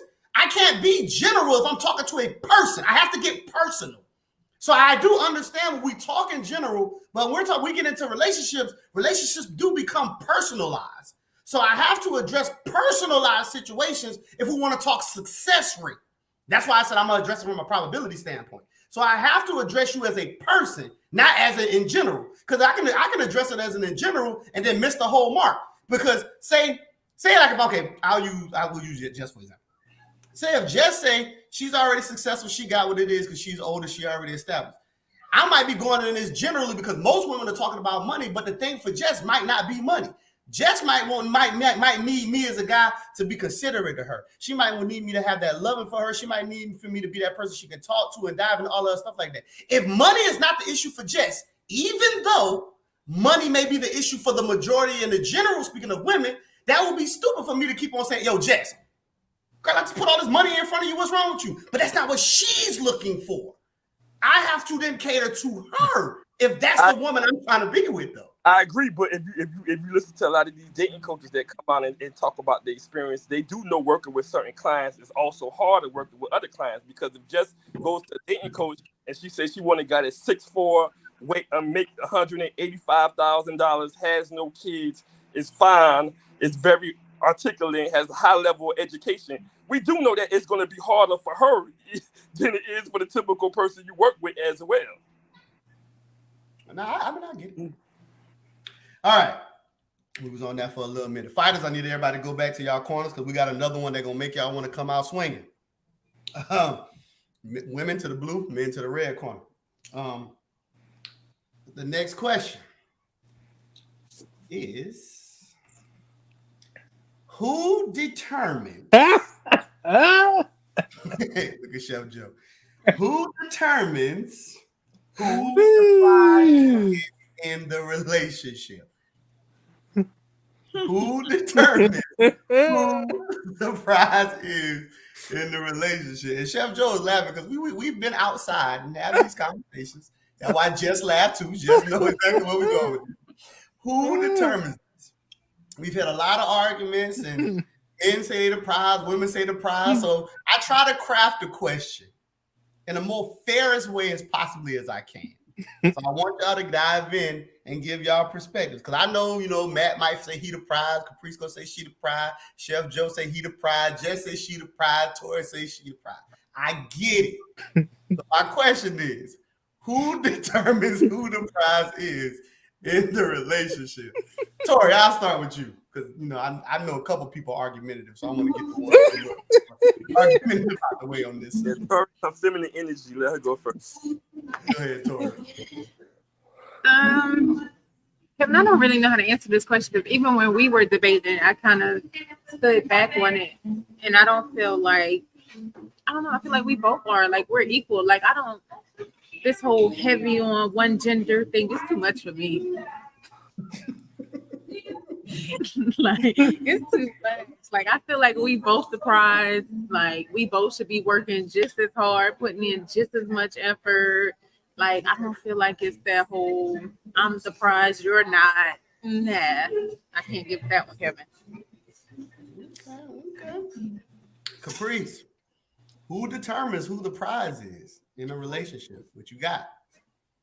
I think it should be one of those things that it's like an unspoken thing. Like we both going into this relationship should understand that you're the prize and I'm the prize. Because first of all, why would I want to be with anything that I don't consider a prize? Like it would be a blessing for you to be my husband and a blessing for me to be your wife. So we are equally the prize. Now coming in with this like one or the other is gonna mess up the dynamics of the relationship because a person's gonna feel like they got more leverage over the other one because I'm the prize, you lucky to be with me, and then it's like now you're lucky to be by yourself. Maddie B, what you think, man? Who determines who the prize is in the relationship, man? I mean, I think Caprice pretty much hit the nail on the head in the general aspect. I was gonna say a lot of the things. What? What? What's the date? What's the time? Please write that down. 7:33. In history. Kevin, write it down. Kevin, write it down. I know you gotta put in the panel. They agree. Okay, I like Kevin, write it down. August Yeah, 20th, I definitely as if the other person is the prize, because if I'm with a woman, I want to feel like she's just lucky to have me, and I'm gonna feel like I'm just as lucky to have her. If I'm moving around feeling like I can get her at any time and every female is like her, I'm gonna treat her like that. You're gonna see it in the behavior. So I believe to have a successful relationship, both people have to feel like not necessarily being lucky, but feeling like they got their one. They got the one that is compatible with them. That kind of speaking compatibility. You know what I'm saying? So I would. Okay. All right, Chef Joe and Jess. I saved them for last on purpose. All right, I'm gonna let the ladies go first, Chef Joe. So you're gonna have to wait till Jess. You're gonna have to wait till Cuz get it out of the way. Okay. Who determines who the prize is in the relationship? Listen, I had to evolve on this topic, right? Because old me was like, baby, you got that. He who finds a wife, you got me. I'm the prize. So I had to evolve from that. And so where I'm at now, it's like everyone else is saying, we're both each other's blessings. So you treat me like I'm the prize, I'm gonna treat you like you the prize. And I think that's how we should rock. That's how it should be. It should. It should. Okay. Chef Joe. So the question is really, I got two questions for you. The first question is, have you evolved on this subject matter? And then now, I have after that conversation we have Monday. I kind of evolved. Oh, so you evolved from you said that you the prize? Another conversation. Okay. You said that you the prize? Yes, Caprice, he was the prize. Wow. Originally, yes, he was. Wait, what? I need to hear that. Explain. So originally, this is why I put Jess. I went Jess and Chef Joe last because originally, when we was at a bar and we was having a conversation, Jess was hollering she was the prize. Josh also hollering he was the prize. That's why I waited to save them to last. You know what I'm saying? But it was drunk too, so hey, don't. It makes a lot of sense why he don't want to commit because hey, none of these girls are prize out here. Like Please. So we gotta let Chef Joe answer. Chef Joe, all right, give us our take. Now that you answered the first one, you said you evolved too. So give us your mentality on this. Who determines who the prize is in a relationship? Both.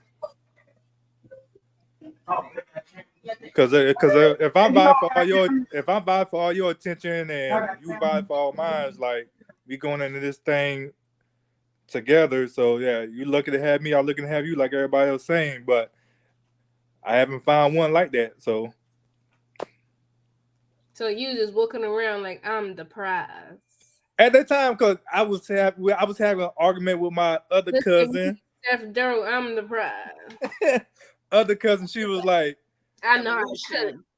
But she was like, yeah, I need this, and you should be blah, blah, blah. I was like, I could do the same exact things y'all do. I know how to wash, clean my clothes, cook, and all that shit. The only thing I need women for is for sex. Like, I can make my own money. I pay my own fucking bills. So what's the what? Well, goddamn. But if I'm doing... I mean, women can say the same thing, right? Exactly. That's what I'm saying. It sounds pretty equal on both sides of you. But my thing is like women pay 100% of all their bills, and when they get with a man, they don't want to go half and half and all that shit. And I know we talk about financial gain, but that's all I think about because you don't want to have to do 100% of the finances. I'm doing that shit by myself now, and most women are too. I'm gonna help my brother out. So all Josh is saying, kind of that goes back to like the 50-50 thing. Josh is saying that his troubles is women love hollering about how they independent, they do their own, right? You know, while y'all separate, women typically are paying for their bills. Well, I don't know. Well, we'll just go with the synopsis. Women are typically paying their bills, and then the guy will be paying their bills. But then when they get together, women no longer want to be the one to pay for it. They typically start saying they want the men to cover the majority of the bulk load. That's where Chef Joe is coming from. He's saying that it gets confusing. Even how can you take pride in being independent, and then when we get together, now all of a sudden you ain't independent no more? I mean, that makes sense when you put girls in girlfriend positions. But if you skip the whole girlfriend phase, you shouldn't be. Y'all bills should still be separate. She should be living alone while you living alone until y'all figure out y'all want to go to marriage. And then even in the marriage, you're not willing to pick up that slack. Like, if she don't want to work. And that was my point I made earlier when I said when most guys say 50-50, they're not actually speaking up exactly down the middle. They're speaking of the concept that Josh Conley explained. Yep. Like if she was paying $3,500 by herself in all her bills, then she get with a guy, she thinks she ain't gonna pay nothing all of a sudden. Like that shit is crazy to me. Like when you paying $3,500 by yourself, when you get with a guy, if he wants you to pay $1,200 and our bills together are $4,000, this shouldn't be a problem.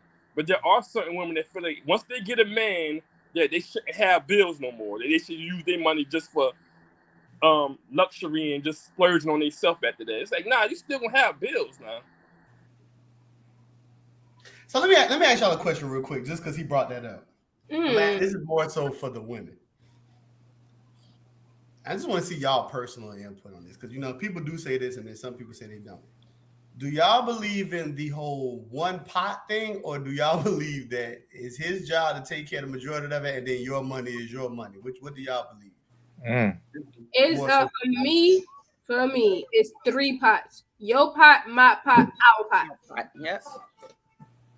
Whatever I put into our pot is whatever you use to pay the bills or whatever. But in my pot, you don't get to come over here talking about what I could buy, what I cannot buy. Right. It's my pot, and I can't do that in your pot either. So which means we only have. I mean, unless it's just something outrageous, stupid. But 3 pots. My pot, your pot, our pot. Which means you're not submitting, but continue. How? Because we have don't have nothing to do with it. Have to do with submission. Yeah, right. That has nothing to do with it. We are. Hold on, fighters. How that mean you're not submitting? Right. Explain that one. If we agree to this, and you tell me if we come up with a number that both of us supposed to be putting into our pot, I'm submitting to that because I'm putting that amount into that pot. Just because I have a separate pot don't mean that, because I don't clear your mouth when you have a problem with what I'm buying. Exactly. But when I want to go to TJ Maxx 3-4 times a week, I don't need to hear your mouth because I'm spending my money. But you said he can't even come over at all. That's your personal. No, I said unless it's something outrageous. I did say that. I did specify unless it's something outrageous, then he don't get the comment on what you buying because it's your money in your pot. Mm-hmm. Now, if I'm not working, it's one pot. What I'm telling you is, personally, I need inside of my household, I need to know where every dollar that comes in this household is going out. It's no separate personal, private entity going on. Even if you got your own pot, I need to know where that money is going. You don't need to know where I'm spending my money. If I want to go buy a purse, if I want to go buy some shoes, if I want to go buy some candy from the convenience store, that's my business. I'm working for this. I'm working for this. I work. Exactly. I work. I make money just like you're making money. Yeah. I need to know. No, you don't. And I'm afraid for the woman. I'm afraid for the woman that's dealing with you, because if she sits there and tell you everything that she's buying, I'm going to the grocery store, let me read off the grocery list and tell you, no, that's not what we're doing. Not that detail, not that. But that's what you're saying, though. You need to know everything she's spending. But you said even if it's not outrageous, you still need to know. But if you have your personal pot and you're loaning somebody money, I need to know about things like that. What? That could be an issue. How? If it's her money? It's my money. Is it? No. Is it? Does it involve you? If the person pay her back or don't pay, our bills are still getting paid. Our bills are still getting paid, right? Because if I give my mama some money, that's my business. Our bills are still getting paid. No, everything in our household is taken care of. If you lend your mama some money, I don't expect you to come back and tell me. That's your business. There's no your money in a marriage. It's our money. I need to know where it's going. We say that's what our money pot is for. Exactly. I need our money and our. You could go in that pot and look at everything. Yes, you can get the statements and everything. You could go through everything in our pot, but my pot, unless I'm doing something outrageous, you don't need to know what's going on over there, and I don't need to know what's going on over there in yours. That ain't gonna work for me because our pot is our pot together.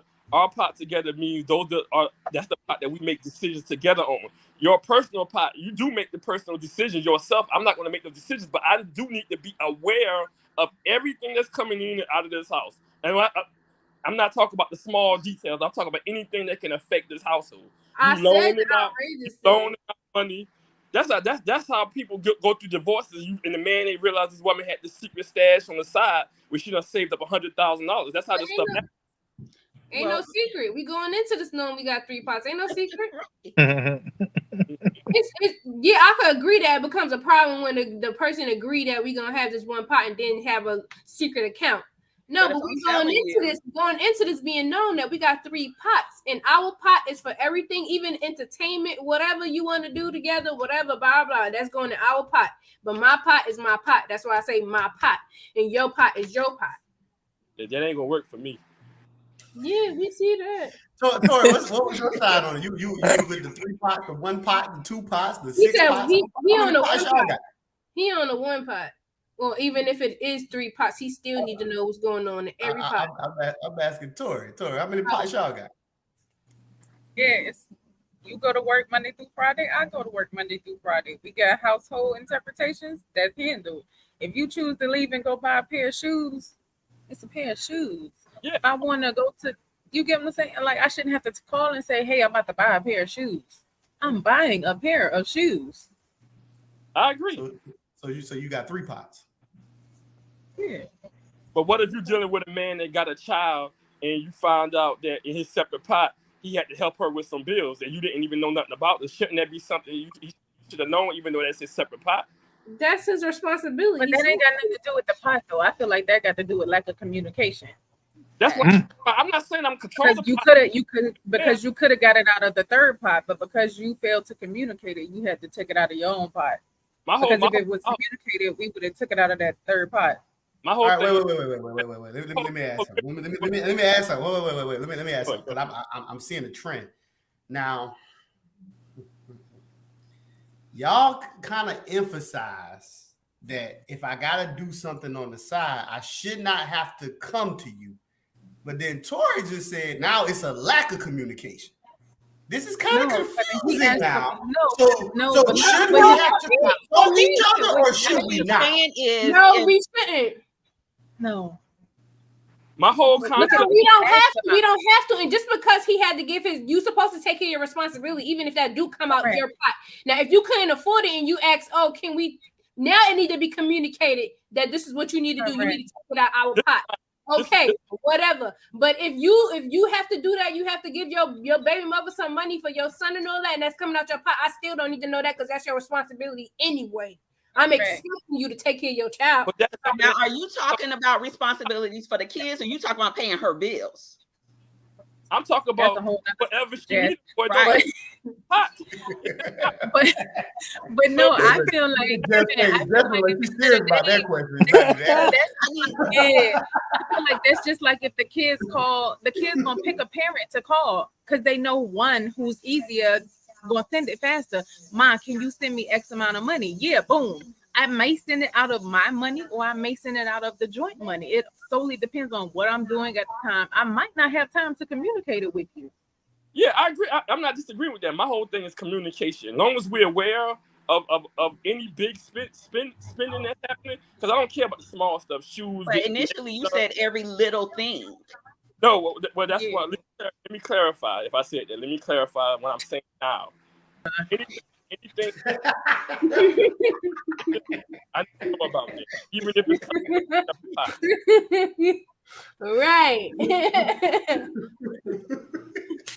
Y'all whole point was it don't matter with your pot. You do whatever you want to do with it. I'm saying no, not whatever you want to do with it. I said I specifically excluded outrageous things that could affect us, whatever. But not at first, but go ahead. That is exactly what I said. I said outrageous things. Stop playing with me. You're not gonna stop playing with me. She did say outrageous things. Your third separate pot is private. That's exactly. Yeah, I said you don't need to be knowing what's going over here unless it's something outrageous or something that's gonna affect us. That's exactly what I said. Okay. But other than that, you said even if it's not, I still need to know everything that's going on. My whole thing is decisions that can affect. As much as I go to Target, you don't even need I'm not gonna call you and tell you every time.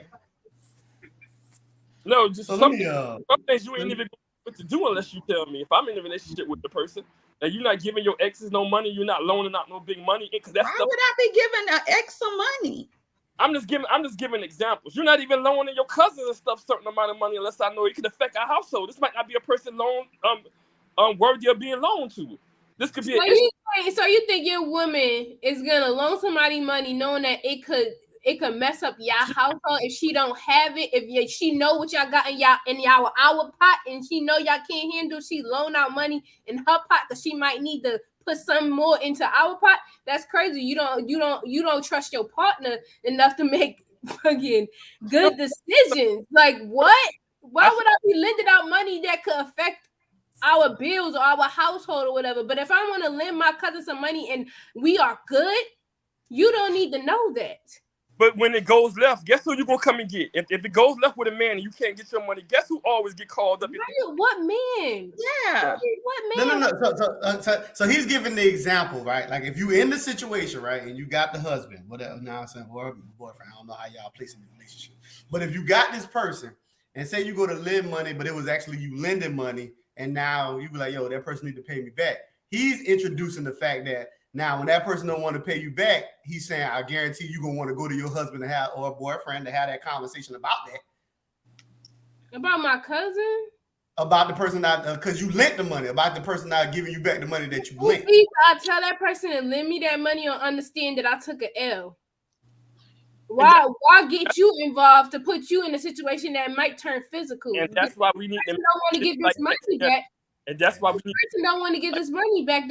Me telling you is just gonna make the problem even worse, and then that's just jeopardizing all of us. It's not gonna make the problem worse because I may tell you to take the L, but from now on, that's why we make decisions like that together. Oh, so I'm gonna tell you just for you to tell me take that L. Yeah. I will know that I just took the L. No, he was chiming in the fact, like the part that you add about maybe it could be going left. That if there was a consultation between the two parties from the beginning, this also could have been a preventative measure. You get what I'm saying? Like this whole thing about maybe this could even go violent wouldn't even be a thing if y'all were all in on it. Right. I agree that it could be like if I decided to lend out money to this person and I don't get it back, then that's my lesson that I cannot lend this person money.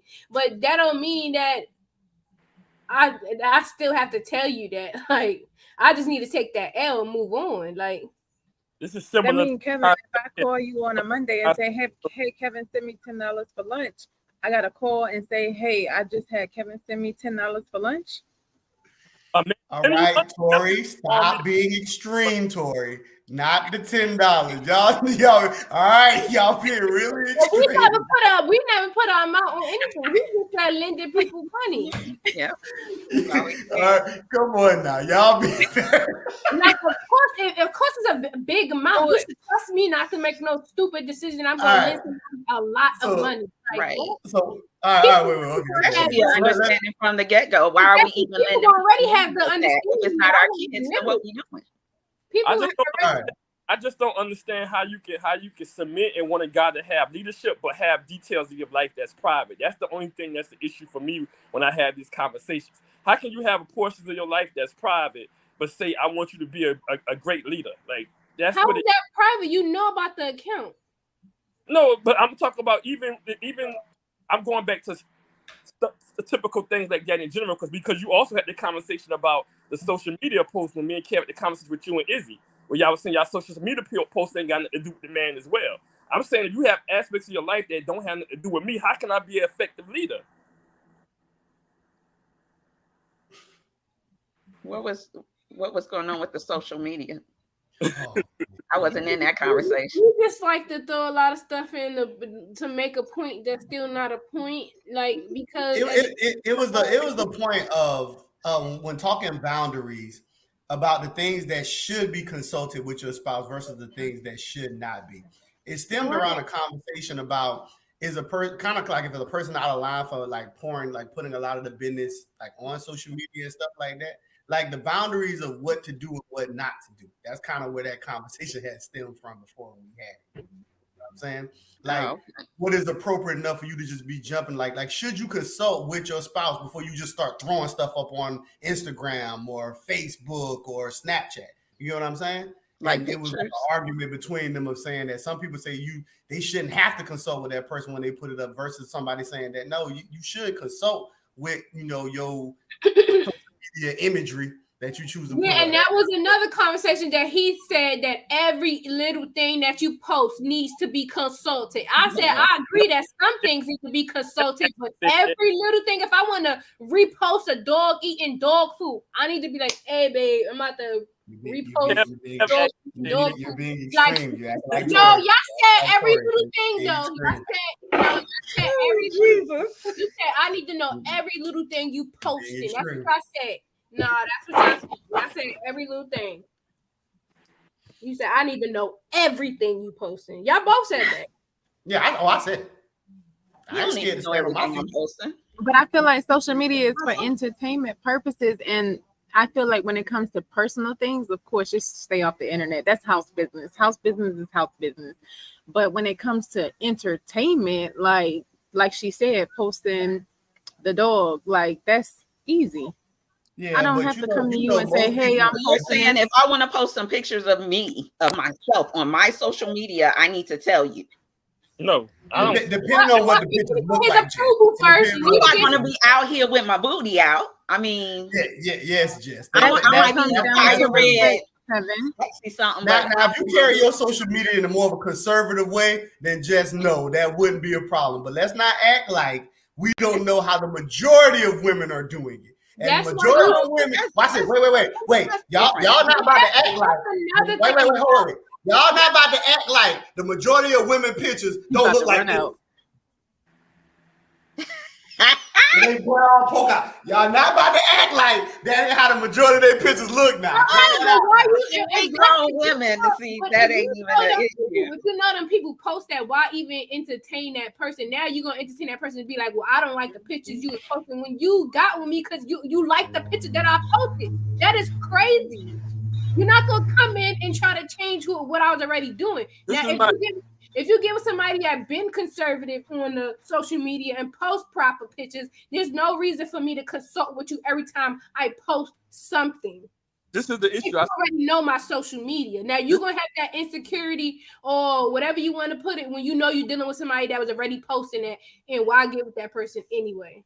This is the disconnect that a lot of dudes and a lot of females have when it comes to leadership, because females think a lot of not saying y'all, but there's a lot of females that look at leadership as you just having to be the person that fix and I can come to my problems with. But they don't look at leadership from the controlling things before a problem actually arises. Because even women that say they want leaders, they still have this aspect. I have personal things I want to be able to do this, and then when something goes wrong, that I come to you and fix it. But leadership ain't just fixing a problem. Leadership is also preventive, and that's the problem that a lot of people have. All right. But I think it all too boils down to standards and morals. How do you respect yourself? What are the standards for yourself? What are your morals? And are you willing to, because when we do this stuff, I'm pretty sure you know what's going to come behind it. So are you ready for that? And you know, one, I'm not single. Two, other people are now looking at my spouse like, oh, it's okay. Or you get what I'm saying? Like it boils down to you. Mm-hmm. All right, so did everybody answer the original question, right? I know we done drifted far away from it. Oh, yeah. And that question was who determines who the prize was in the relationship. Everybody did dive in on this? Yeah, I was the last one. All right, well, let me give my take. I want to answer both of those questions, and then I got one more for us, y'all, but we getting close to our 2-hour mark. And I know y'all just such an argumentative group. But yeah, so as far as the pot thing, this is even quicker. I do believe in the one pot concept, and I think that considerably of large choices, being that I'm an average person, I think that anything over $200 should be consulted with the other person. That's just my personal view, and that's just how the way I'm gonna choose to operate amongst the relationship. I think anything under $200 should be consulted amongst. And I do believe in the one pot concept. That's just my point of view, how I think on that. Now, as far as who determines the price, even when you blend in the family, you still need to consult it, dog. Even though y'all are individuals no, making money, I'm not talking about the consult. I'm talking about the one pot. Even if you coming at the blended family, you got your kids, I got my kids. We still doing the one pot. Yes, because you're blending the family. You literally just said we're blending the family. You it ain't no blend. It's not a blend. We're still operating separately. You can blend and have a joint pot, and then we still have our own pot. Blending our pot. Yes, we can. A lot of blending going on over there. Ladies, I'm not arguing against y'all points. I just gave the perspective of how I'm going to control my situation. I believe in the one pot, and I believe anything over $200 should be consulted. I'm not arguing y'all points. I'm telling y'all how I'm going to operate. Because I keep telling people, yes, we have general speaking, and then you have personal. I hear everything that y'all saying, and I don't disagree with it when y'all speak for yourselves. But if I'm getting involved, we have one pot, and anything over $200, we're going to consult with each other. If that's not understandable, we're not doing this thing. That's where what does consulting look like, though? Because I believe we're going to both do it. I'm not going to spend no more than $200 without consulting my goddamn wife, and I expect the same. I'm just telling y'all how I stand. I'm not telling y'all what to do. I'm telling y'all how I'm approaching this. They don't want to submit. All this goes back to the point I was making. They don't want to submit. Every topic we have is going to go right back. It's harder for us to move on, Matt. You know that you're making it harder. All I'm doing is giving y'all where I stand to. It's just going to be very easy for me. You know what I'm saying? That's all I'm saying. Listen, I believe in the one pot rule. I believe if we came together jointly, I believe we work together jointly. Because even though you're independent, if you're making money and we're together, the money that I make the house comes first. So I don't understand this whole my pot, your pot, then joint pot. Now, I'm not arguing against y'all. I'm just saying personally, it doesn't make sense to me psychologically. Like if we are together, like, and I'm saying this because like when you talk about the purpose of a man doing what he's doing, everything I'm doing for my family first. So if everything I'm doing for my family first, how the fuck is there any separation of it? Everything I'm doing for my wife and my fucking kids. So there is no separation of this. No. It's one pot, because everything that I do, no, anything under 200, because I have kids from multiple women. So if I got to go draw and I got to do something, I'm still running it past. If my oldest son, who's a teenager, he needs something, I'm still gonna say, hey, yo, babe, yo, my boy say he needs such and such, such and such, such and such. We good? I can throw this real quick? Okay, it's cool? Cool. I'm gonna throw it. Y'all act like having conversations are complicated. What is so hard? Hey, babe. Hey, $300, $400 on my son. Can I do this? What is so hard about bowing the fuck down? What is wrong with people? And I'm talking about both sides. Like I promise y'all, you will alleviate so much by just doing it. Why so much ego and just concentration? And that probably could work if both individuals are on the same page. But I was in a situation where we were not on the same page, and he does have an older son. And so therefore we had to go to 3 accounts. His account, mine, and our joint.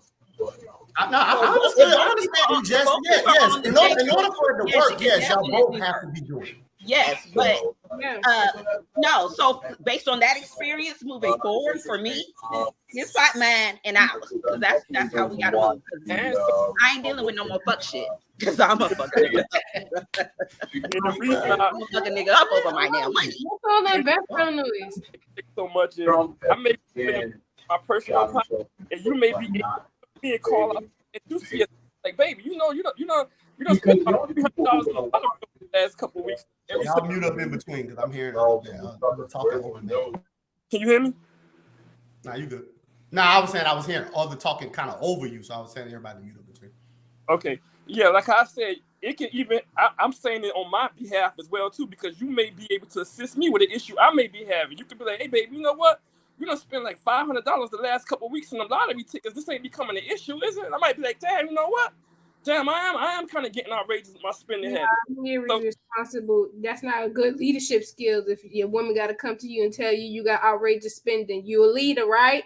But at the same time, you thinking it's gonna be perfection throughout the whole leadership? I ain't saying that. I mean, I'm kind of being a little bit facetious, but at the same time, the way y'all be trying to hold on to this, I'm a leader. Yeah, you need to be able to know when you spending too much. A woman shouldn't have to come to you and be like, you said you're the leader, right? I shouldn't have to come to you and tell you when you spending too much. You should already know that you ahead of the finances, right? So ideally, Caprice, you are actually correct. But if we deal with the reality, in a lot of situations, you have some situations where the woman spends excessively, and then you have a lot of situations where the man spends excessively. You get what I'm saying? So from a real reality standpoint, you do have those dynamics because there is situations where women are not unaware. Women are not unaware of our spending. We know we spend excessively. I'm not gonna be like But I'm talking about what he said. He said I might need you to come to me like, oh babe, you spend a lot of money on lottery tickets when you should know what you spending. A lot of women spending a lot of money. I need you to come to me and be like, oh, you spend it. Did you notice you spending a lot of money? I know. I went to Target 4 times this week. Most leaders have great consultants around them. One of the reasons I picked you is because I'm a great leader and I may need you to fall back on. Don't think a leader is just a person that moves individually throughout life and they don't get assistance from other people. Me being a leader is me putting other people around me that can check me and keep me in the position as well. It's not just I hope you don't think being a leader is just you make the right decisions every single time and you don't consult with other people. No, I have consultants as well. No, I didn't say that. I said that. But if you spending X amount of dollars in lottery tickets, our pot, your pot, my pot. That's how it goes. Because as soon as you fuck it up, it's 3 different pots. No ifs, ands, or buts. You done lost that privilege of a joint. because now you done fucked up the pot. So now it's 3 different pots. Point blank, period. That's how we moving. That's how I rock. And I think for me, my answer, I think we went a little too heavy on these pots too. I think it's just only like if I get a check at the end of the week, I'm cashing a check. I'm not thinking twice about it to say, hey, babe, this is the amount of my check this week. I'm going to go guess what's needed, what's not needed. And that's it. Like, but of course, we come together when the bills are done. Yeah, so let me ask them, what the hell was the original question? The prize check, right? Yeah. That's what we was building with. Because I answered the what's the name first. No, yeah, it was the pot one. It was the pot. Well, yeah, but the pot one got thrown in. The original question was who determines who is the prize. But I answered the pot one first. Yeah, so when it comes back to the prize conversation, y'all know when y'all was having this argument, I sat at that table and I kept saying, y'all need to stop doing this. So one of the biggest problems first let's answer the question. Who determines who the prize is? I think that the individual determines who the prize is. Like if you're the woman, I think that you're going to hold the value of making a decision whether or not that man is the prize, not more so whether you are the prize. Like and the man, vice versa. I also give the analogy of this, and this is one of the analogies I got from that Men Are Men show when the females was having the conversation, and people were talking when people had these conversations about being prized. Y'all all heard the saying of the last man's trash is another man's treasure. Mm-hmm. So when we talk about prize, and I was thinking about this when people give the example, right? And I use the example on that show about if you got 20 guys and then you came across that one guy who was the so-called top notch, how does it all of a sudden become that's your standard now? You of that one guy, even though all the 20 guys were this. So if you're claiming to be the prize, and this is going to stem into my next question, but if you are the prize, what work left is there any work for you to do? If you just are, man, if you come in, you say, I'm just a prize. Like that guy has to determine and see the value in you, whether or not to see if you are actually a treasure or not. It can't be self-proclaimed because to me, if I use the 20 guy reference, to me, if you dealt with 19 guys and then, and they kept, and I ain't gonna say all of them, but they gave the premise of the 19 guys was basically warm-ups for that 20 guy, the guy who really was, that. I think my girl Izzy said that, if I'm gonna be more particular, but maybe the rest of them agreed. But my point is, one could argue that you were just 19, you were just trash all the way through. And now because you got a nigga who you claim to be elite for whatever it is that you think that is, that now you feel like your value skyrocketed, even though you was dealing with trash, all the way through. But the moment you stay in value, it changes. And this is a big issue that I see when I hear men and women have conversations. That when a woman meet a man of a certain stature, and I said this before, all of a sudden her standard is just now this, even though that's not even your realm, baby. One thing I can at least commend about men is if that man dealt with 19 women and he got came across that dime and that bad chick, he can at least say, nigga, I was lucky. His whole spectrum don't change. It's not all of a sudden, hey, that's all I get is bad women. Now I only get 10s. No. That man know, nigga, I was lucky enough to get this 10. But with women, that's not the case. You come across that one, that's just your standard now. Even though the other 19 was just bullshit. It's just that now I only get this type of guy. This is what my limit is. But your whole track record is that you didn't, that's not even what you get. That's not your realm. Just like Jessica said, we go through this evolving period where we got to get these experiences to know exactly what we want. We don't know as young adults. And now that when I got to that 20th, man, I'm older and I know what I want and he meet the requirements. Why can I not keep my standard there? I'm glad. Wait. I'm glad you said this, right? Because it was something I wrote down that I wanted to go back to. One of y'all chose to say out y'all own mouth. Let me take my glasses off for this one. One of y'all chose to say, going off what you said, but women mature faster though. Tor. So you mean to tell me, mature woman? I'm mature, yeah. You mean to tell me, mature woman that you did all this fuck up, and you so mature that it took the 20 before you got the realization? Honestly, I think 20 is a lot anyway, the number that you use. I'm just going off what you said. But that not necessarily mean that every woman is going through 19, 20 men. Like, it might be her third or her fourth or her fifth or whatever. Like, it don't have to be taken literal. The example simply pointed to the probability factor that if the majority of what you had, it don't have to be. If you want me to stay, you don't have to get tied into the 20. The purpose of what I'm saying is that the majority of what you come across is not that. I don't care if it's 5. We can lower it. We can say 5. And the 4 wasn't that, but then you got 1. My whole thing is probability. See, the problem I hear a lot of times with women argue possibility too much.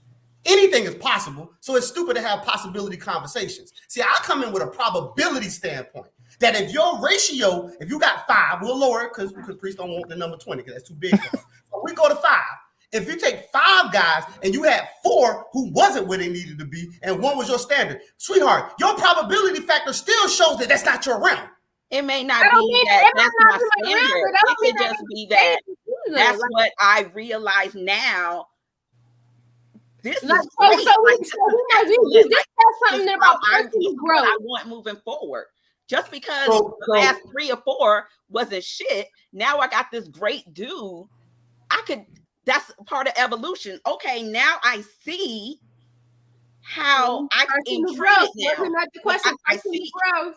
Yeah, I see how I'm treated now. I see I wasn't treated before, now this is the new standard. Now I want to be treated this way going forward.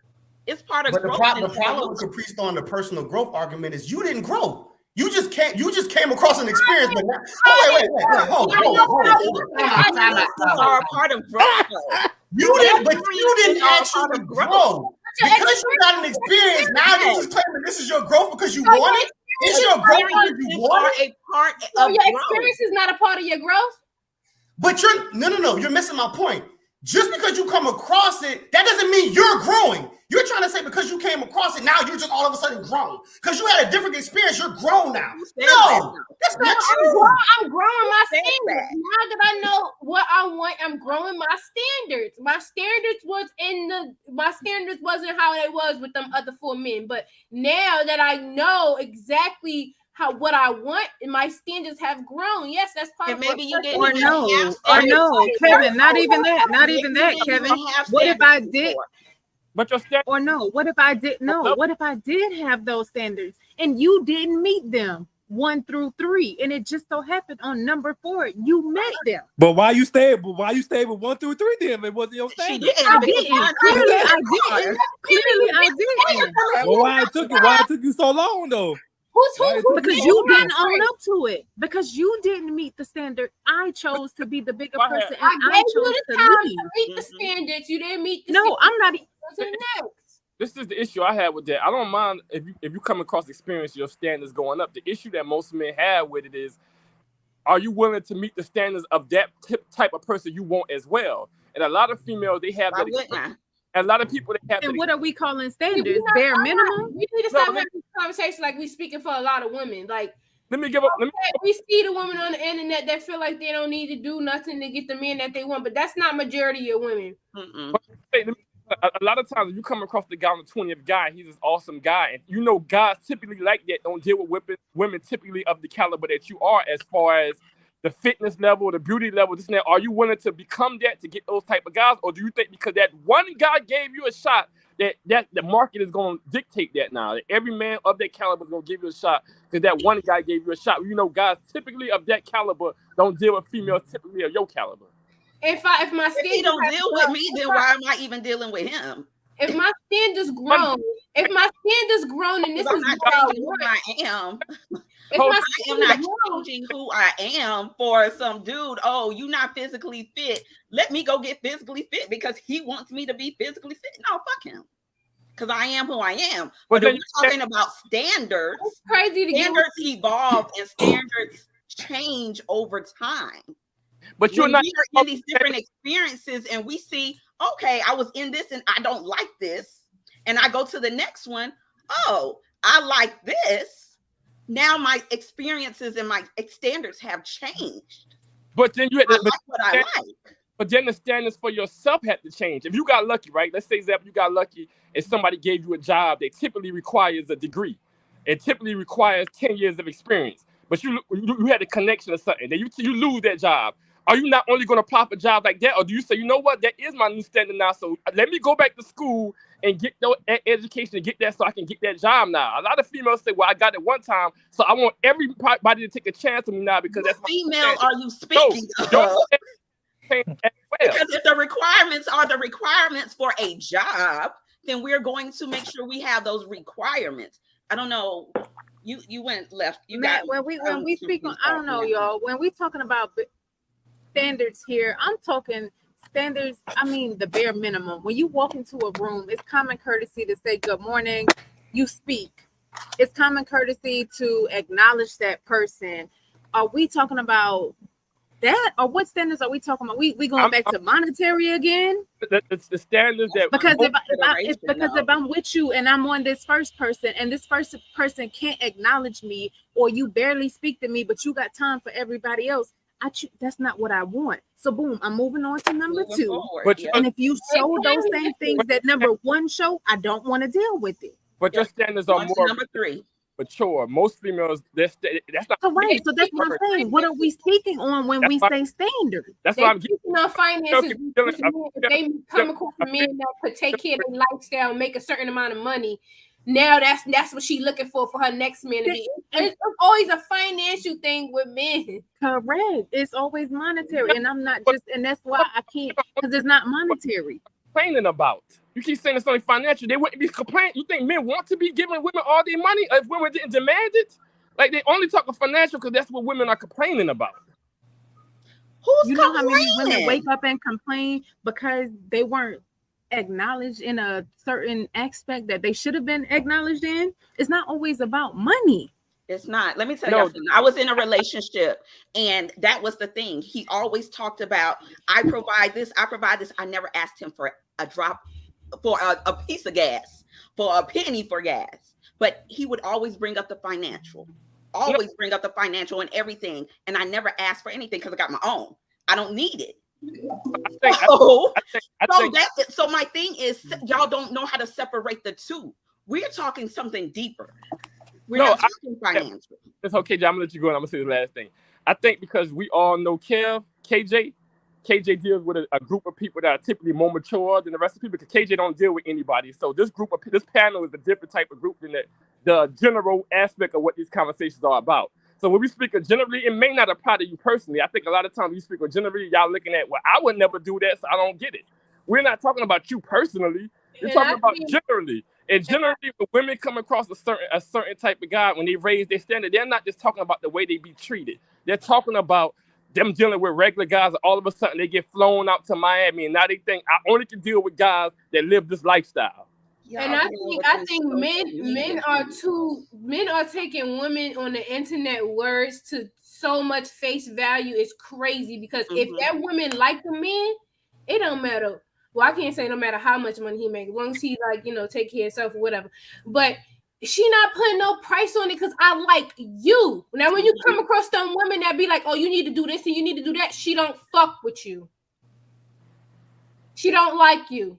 And she looking for a reason to like you. Now, if you meet my financial standards, I can fuck with you for a little while until I find a nigga that I like.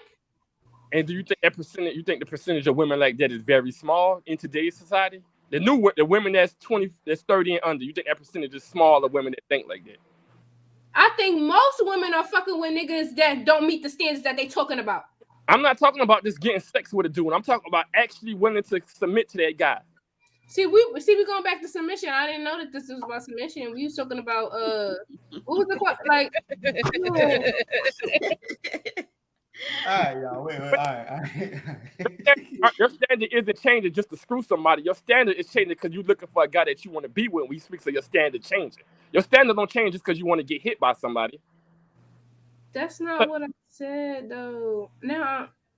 All right, so I got one more for us, y'all, before we can get up out of here. And I believe Jess said it. she said kind of something that I don't kind even of know what I eerie said no to her. more. And my next question is very simple. Let me throw it up there for y'all. And the next question is, what is it? Let's throw it up there real quick. How far are you willing to go to get and keep a spouse? And let me tell you why I brought this up. And damn, I wish I wasn't out all day because I meant to upload this because this was a question that me and my boy Kev had, and he did send me the little clipping on it. So this stemming came from, it was an Instagram post of a lady. She was dealing with a guy. She had already had 2 kids by the guy, and one of the things that the guy said was, in order for him to have married her, he said he wanted her to lose weight. So the Instagram clip was showing how she was on the bigger side, and it was showing her journey all the way through. Damn, I wish I had time to upload it because I actually have it, but I didn't have time to upload it because I was so busy. But all it was doing was showing her journey of how she was bigger and she got all the way in shape. And it's kind of funny because Jess said that concept about taking me as I am, but it showed that she walked her whole journey of she was big, she walked all the way through this thing, and then she was tight knitted. It showed their wedding party, they got married, and all this other stuff like that. But she chose to do that, right? God bless. Yeah. Okay, that was a choice she made. She already had kids. Yeah, they had 2 kids together already. They had kids together. Yeah, they had kids together already. They got kids together. Like her kids is his kids. That's why she gained the weight. They got kids together. I don't know. She gave a picture of what she was before the kids. She just laid out that that's what his demand was, and then she fulfilled it. So it made me pose the question of how far are you willing to go to get and keep a man? So that's the question. Let me throw my sister back up there real quick. So we'll start with that. I'll let the men go first. Chef Joe, man, how far are you willing to go, man, to get and keep a spouse, man? Talk to me. Then I'm gonna go to Matt. I guess it depends on the requirement. She questioned of me to answer that. Like, I mean, if it's reasonable, I'll do it. What's unreasonable? Wait. What would be unreasonable? I think people need to understand when people use certain words. Like, what is reasonable and what's unreasonable? I got to hear the request first. Honestly, for me, commitment. But going off commitment. Like if she's asking for, I just wanted to be me and you committed going to marriage. How far are you willing to go? Wow! Ooh. Wow. Come on, Chef. How far are you willing to go, man? I mean, I got one marriage in me. Like I said, if I got one marriage. I got one marriage in me. No, you're dodging the question, son. How far are you willing to go? If she's that right person? Because that's why I asked you what is considered reasonable and unreasonable. That way you can give like a layout so we can know like what is too much for you. What is the complication? Like, I guess the question would be, what is something you won't do? I guess, I mean, like what is too much? Like, because when people say too much, it's kind of hard to judge it if we don't know what is the limitation. Like, what is? And that's the thing. I got to hear their request. I don't know. Yeah, this is kind of like a hard question to answer because you don't really know how far you're willing to go. All right. I know how to fix this. I know how to fix it. Until you in it, like. I know how to fix it. I guess I'm gonna just have to give examples. All right, this is how we gonna play this.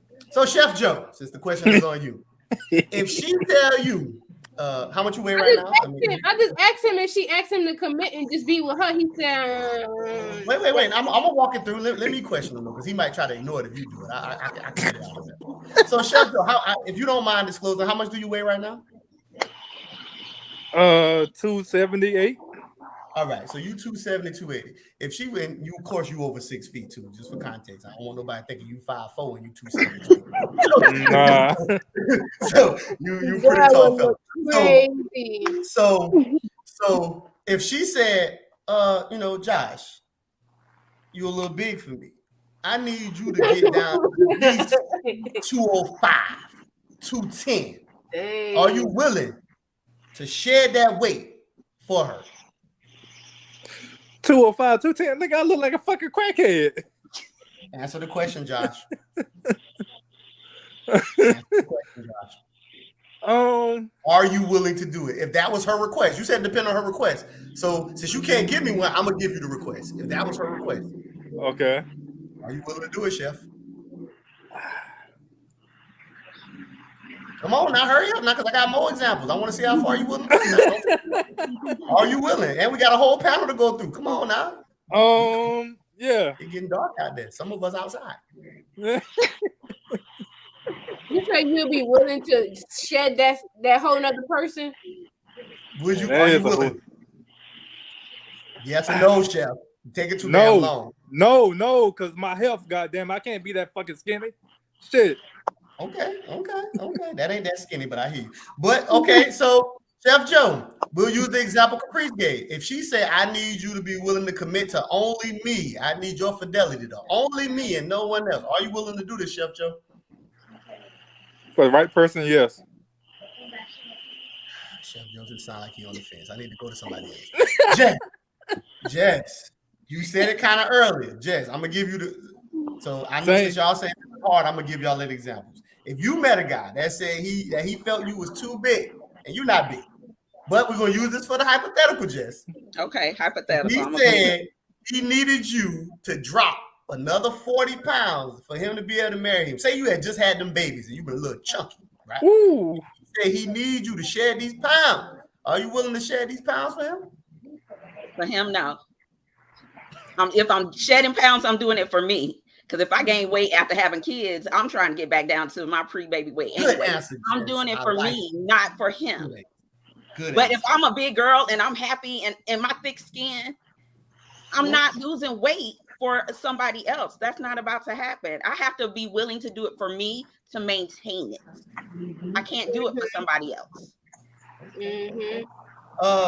So Jess, if he told you that, listen, I understand you got your career and everything. He didn't want you to quit your job, but he needs you to step back and let him pay the bills and allow him to have full autonomy. Are you willing to do this to keep this man?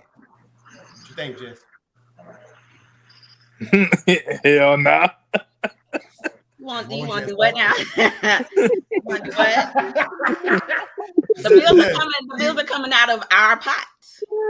No. The bills are coming out of our pot. So what? I'm gonna give you the layout again, Jess. I'm gonna give you the layout. Hold on.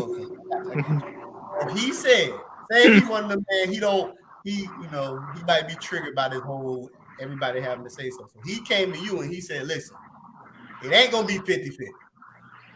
It's gonna play more like an 80-20. I'm gonna take more of the autonomy of this circumstance, of this situation, make more of the solid decisions in this relationship. And I need you to understand, I'm gonna lead this relationship. Wait, why are you saying? Are you willing? Caprice, I'm gonna get to you, Kyle. Wait a minute, Caprice, you not your turn. Wait a minute, Jess. If he says I'm gonna take the full autonomy of this relationship, are you willing to step back and let him do it, Jess? Or are you too ego driven? What you got for me? Oh, that was good. You threw that in there, huh? I know. I know, Jess. I'm good at this, Jess. Come on, talk to me, girl. So we just talking bills? No, I said autonomy of the relationship. It's more than just bills. Oh no. So see, you gotta go. I can't stay. We gotta go our separate ways. I'm sorry. I'm not compromising myself and the things that I believe in for somebody else. I'm done compromising. That's where what if he demonstrated that he had all those leadership qualities that y'all speak of, though, and he had what it takes to do the job? What about then? But then we all also just say that leaders have flaws too. Didn't we just say that? Didn't we just say that? Jess, don't you change my question, Jess. My question is, are you willing to step back, Jess? We are a team. And we gonna work it out. We can work it out as a team. 'Cause why do I need to step back? Why do you want me to step back? Are you trying to take me? Because I'm giving you the layout that's his requirement. The whole purpose is how far are you willing to go to get in the key. So, cuz you can't change my question. No, I gotta give it back to you again. Are you willing to step back? Yes, no, cuz no. No. Okay. I'm gonna go to Caprice last because Caprice just look argumentative on her face. Tori. Kevin. If you a little bit on the chunky side, Tori. and he said, Tori, I need you to cut. What does man look like, Kevin? Kevin, what does man look like? Tori, listen. See, all right, you acting like Jess. Stop! Don't change my layout. Let me give you my layout. He looked like what you want him to look like, Tori. Let's just do that. He looked like what you want him to look like. I don't know what your type is, but he looked like that. All right. So if he said, "Yo, sweetheart, you about 40 pounds too big for me. I need you to cut that." Are you willing to cut that for him? Let me know, Tori. Come on, talk to me. Take me as I am or leave me alone. Mm-hmm. Oh, Lord. There you go. All right, Tori, I got the same question I gave to Jess. Listen, Tori, if he said, "Listen, sweetheart, I know you got your business, you got your job now, and he don't want you to stop working." What he's saying is, we're gonna play at 80-20. You got 20, he got the 80. But he gonna take full autonomy of this relationship. Are you willing to step back and allow him to do his job? Define full autonomy. Huh? Define full autonomy, your definition. Autonomy simply means that he's the one doing the governing. He's setting the rules, he's setting the foundation of the situation, and you're going by the law of which he sets for the relationship. Are these rules just based upon me, or is he following the same rules? No, of course he's following. He's following the same. Well, the rules are going to be different because he said he's going to make the decisions.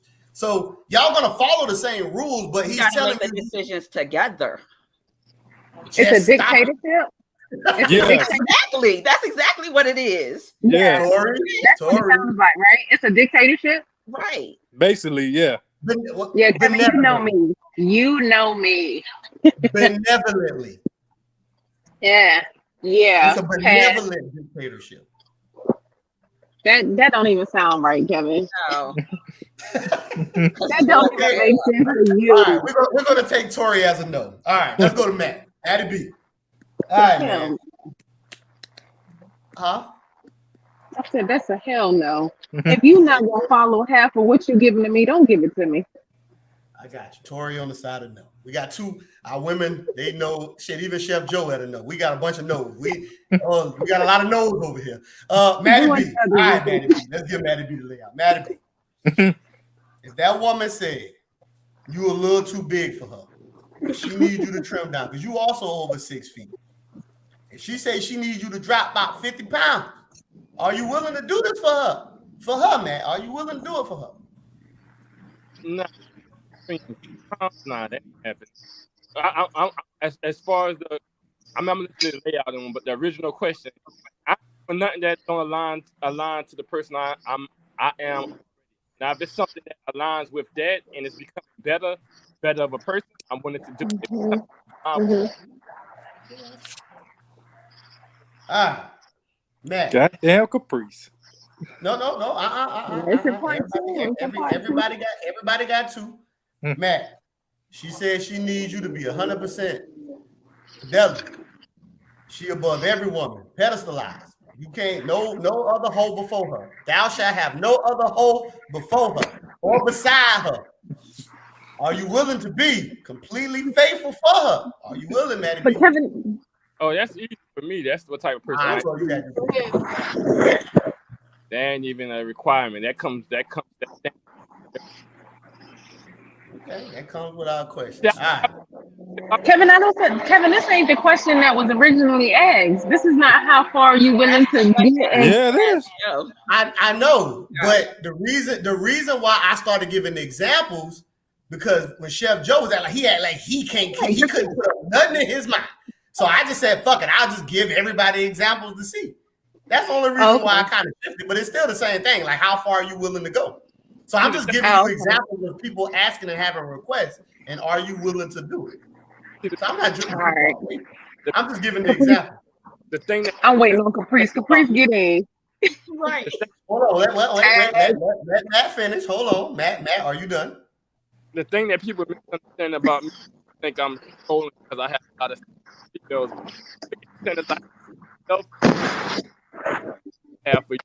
I challenge myself way more than I challenge anybody.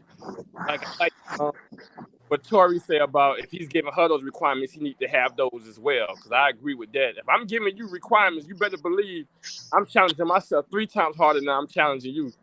So, okay.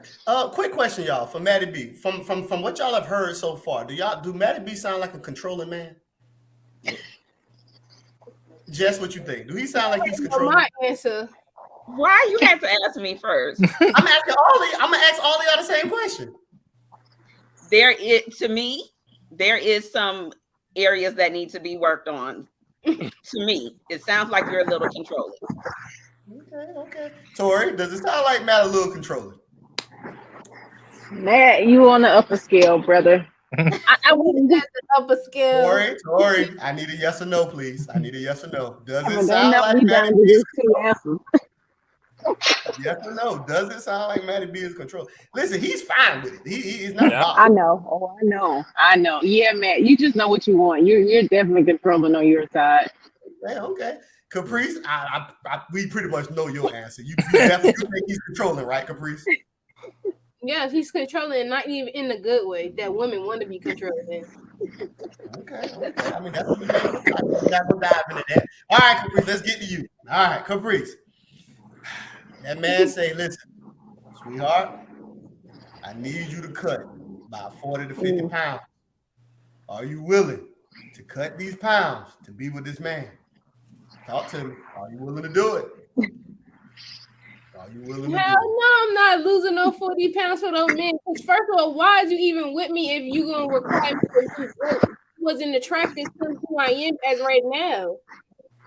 So no, if you wanted me to get there, then you should have met me either before I had kids or meet me after my journey of working out, because that's already something that I'm doing myself. So like, it's either you wait there, but don't get with me and be like, oh, I need you to do this in order for me to marry you. Like, go marry somebody else, please. Get out my face.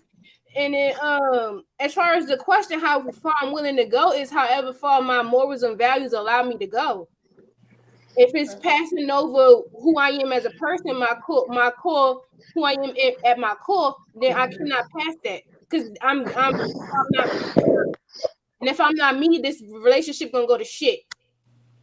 Okay. You don't want to deal with a me that's not me. Okay. So Caprice, let's say same question I gave to the rest of the females. Let's say he said, all right, we're gonna play this game. I'm gonna run at 80 and I'm gonna let you go to 20. Now we know you from up north, and we know you kind of got an aggressive side about you. But you have this weird perception of people in the wait a minute. Like, I'm the nicest person you would ever meet from New York. Let me give you the layout. Let's say this gentleman says here, because since you down here in the south, let's say this man say, I don't want no more Brooklyn. I need you to be a Southern bear. Why you changing the question? You changing the question. Now you changing the question. No. I'm personalizing the question more so for you. No. Ask me the other question, because ask me the other question, because now you okay. I'm really trying to take this out of me. Okay, let me go back to it. Okay, I'm gonna give you the same question I gave Tori and Jess. He said we're gonna go 80-20. He wants to take full autonomy. He wants to have that level of governing. That's what. And he ain't willing to do it himself. He's gonna say he's gonna rep. Are you willing to step back and let him do what he's asking of you? Full autonomy? Yes. Hell yeah! I'm gonna step the fuck back. You take this responsibility of this relationship on your motherfucking back, while I take care. Self-care. I'm gonna still do what I gotta do for the relationship and all that too, but I'll be more properly equipped to do what I need to do for the relationship. If you take a full autonomy, I ain't gotta work. No, none of that. Oh, hell yeah. But you also gonna have to understand, because I'm coming from a place where I'm doing everything on my own, you on a probation period. When you actually take over, you under notice. I need your words and your actions everything need to be aligning. If it's not aligning, then you need to step the fuck back and let's get back. Wait. So what if it becomes a dictatorship at some point? Well, then that's when we have to set some boundaries that it's not you have full autonomy, but you're not going to be coming to me as far as like dictation. You still need to consult certain things with me. Like, yeah, you might have the final decision or something, but we need to consult. And that was my thing, and that's what I asked. We need to consult and make sure that you're making the best decision. But you're not going to just be out here making decisions and not consulting with me first. But based on that question, that's not what Kev is saying. Based on that question, it's solely a dictatorship. You do what he says. That's what you said. I ain't hear. I thought you said just full autonomy. He did say that, but when Tori asked him to elaborate, it pretty much came out to be a dictatorship. Oh well, then if it's that way, then no, because at that point it's becoming like ego driven for you. You're not doing it. You're not doing it for the benefit of the family. You doing it just to be like, oh, I have the final say and I'm the man. And it's like no. But if you really want full autonomy and have this relationship be a healthy place, you will consult with me even under full autonomy. Like you could even with because we blend in the family. I don't even want to have to talk to my kids father. You talk to him. You have full autonomy of what goes on. You set the boundaries. I don't want to speak to him. He ain't got nothing to say nothing to me. Y'all are men. If he want to get the kids, he has to consult that with you. I am fully removed. So yeah, you can have autonomy as long as you can handle it. And when you start cracking, let's get back into this partnership, baby, because you're not equipped for full autonomy right now. All right. So I want to tap into that. And I know I said we was on the last one. We're gonna hurry up and finish this thing up. I don't want to keep y'all too long. But you brought an interesting point. And I like it because I actually agree with that concept too. And I think everybody on this panel got kids except for Chef Joe. We know he don't want no children and he ain't trying to have them. So this question is probably going to exclude you. Chef Joe, you in a safe box. You safe from elimination. You don't have to worry about this question because you're not trying to deal it. But for everybody else, if you're dealing with a person with is that too big or too foreign of an ask? And Matt ain't up here, but he ain't got kids anyway, so it don't matter. So this is really more for the other four of us. What Capri said about being in a relationship with a guy, and when it comes to like having baby fathers, like, is that too much to ask to say, yo, I ain't got nothing to talk to you about? Hey, the man of the household is this guy. You talk to him. Is that too big of an ask? No. No. No. That was good and pretty quick because I agree with that. I agree with that wholeheartedly. I was like, nah. Oh no, you ain't gotta talk to me. Hey, call my wife. Call up. We ain't gotta talk about shit. But I believe it's vice versa. It's vice versa. If you have a baby mother, she needs to talk to me. Okay, cool. All right, guys. Man, that wasn't too painful, was it, guys? No. Everybody okay? Everybody still in good spirits? Nobody pick up no enemies in that, right? I mean, it's pretty much family up here. So everybody's good. All right, okay, cool. So y'all know, before we get up out of here, I always like to let people run their plugs. People know, even though I don't do a lot of social media, I know a lot of y'all do. So I always let y'all run y'all plugs, let people know where they can find you, what y'all got going on, and whatever may have you. You know what I'm saying? You know, let that be what it be. So before we get up out of here, everybody gonna run their plugs, let people know where they gonna find you and get up out. Chef Joe, let them know what you got going on. What we got going on with you. Yeah, if you want to find this young, light-skinned brother, you can find me on Chef Joe the Pots too. Surprise! He's the prize, lady. He's the prize. Taking the play out of Izzy's book. Okay, I see you. Jessica, let the people know, man, where they can find you. What you got going on? Yeah, you can find me on Instagram at Chef Joe with the Pots too. Also, the same handle on TikTok. And I got TikTok, Instagram. Yeah. Jessica, let the people know where they can find you. What you got going on out here? What's up? I'm Jess. You can find me on Instagram. I'm .jsimpson, and on TikTok, I'm .jtalks. Okay. Tori, let the people know where they can find. Hold up, Tori. First of all, why your name always changing the way you spell it? How the hell your name? How you got Torriey? Because the same way they change how they pronounce it, I change how it's spelled. Until they say it properly, I'll spell it properly. Right. Okay. All right, Tori, let the people know what you got going on, where they can find you. That nigga ain't got no social media. No, I really don't. So if you're looking for me, you better ask somebody that knows somebody that knows somebody. Oh. Caprice, we pretty much know what you're gonna say. You say it all the time. You can't find her. She said her notification, her location is off. She said if you want to look for her, you got to come here on Humble Beginnings, and that's the only way you gonna find her. So we ain't even gotta ask Caprice because she say the same thing every single time. I that message. Yeah, Caprice, we might be cousins. Huh? y'all know me, man. We Y'all might be know cousins.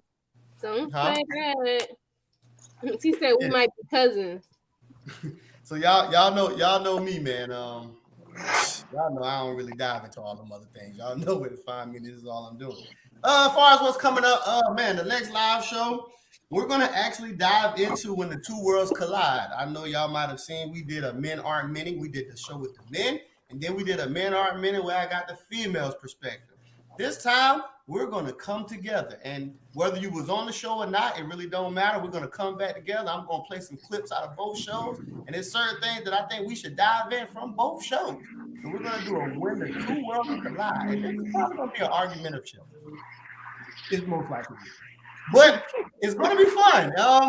Yeah, that's pretty much what we got coming up on the next live, man. When the two worlds collide, we're gonna definitely dive into the Men Are Minute. We got the last. We're gonna close the final chapter on this, and Men aren't men.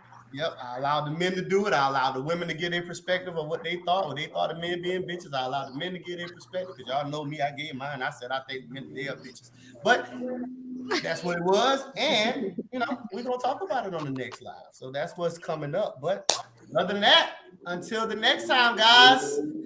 Peace. Humble Beginnings. We are definitely out.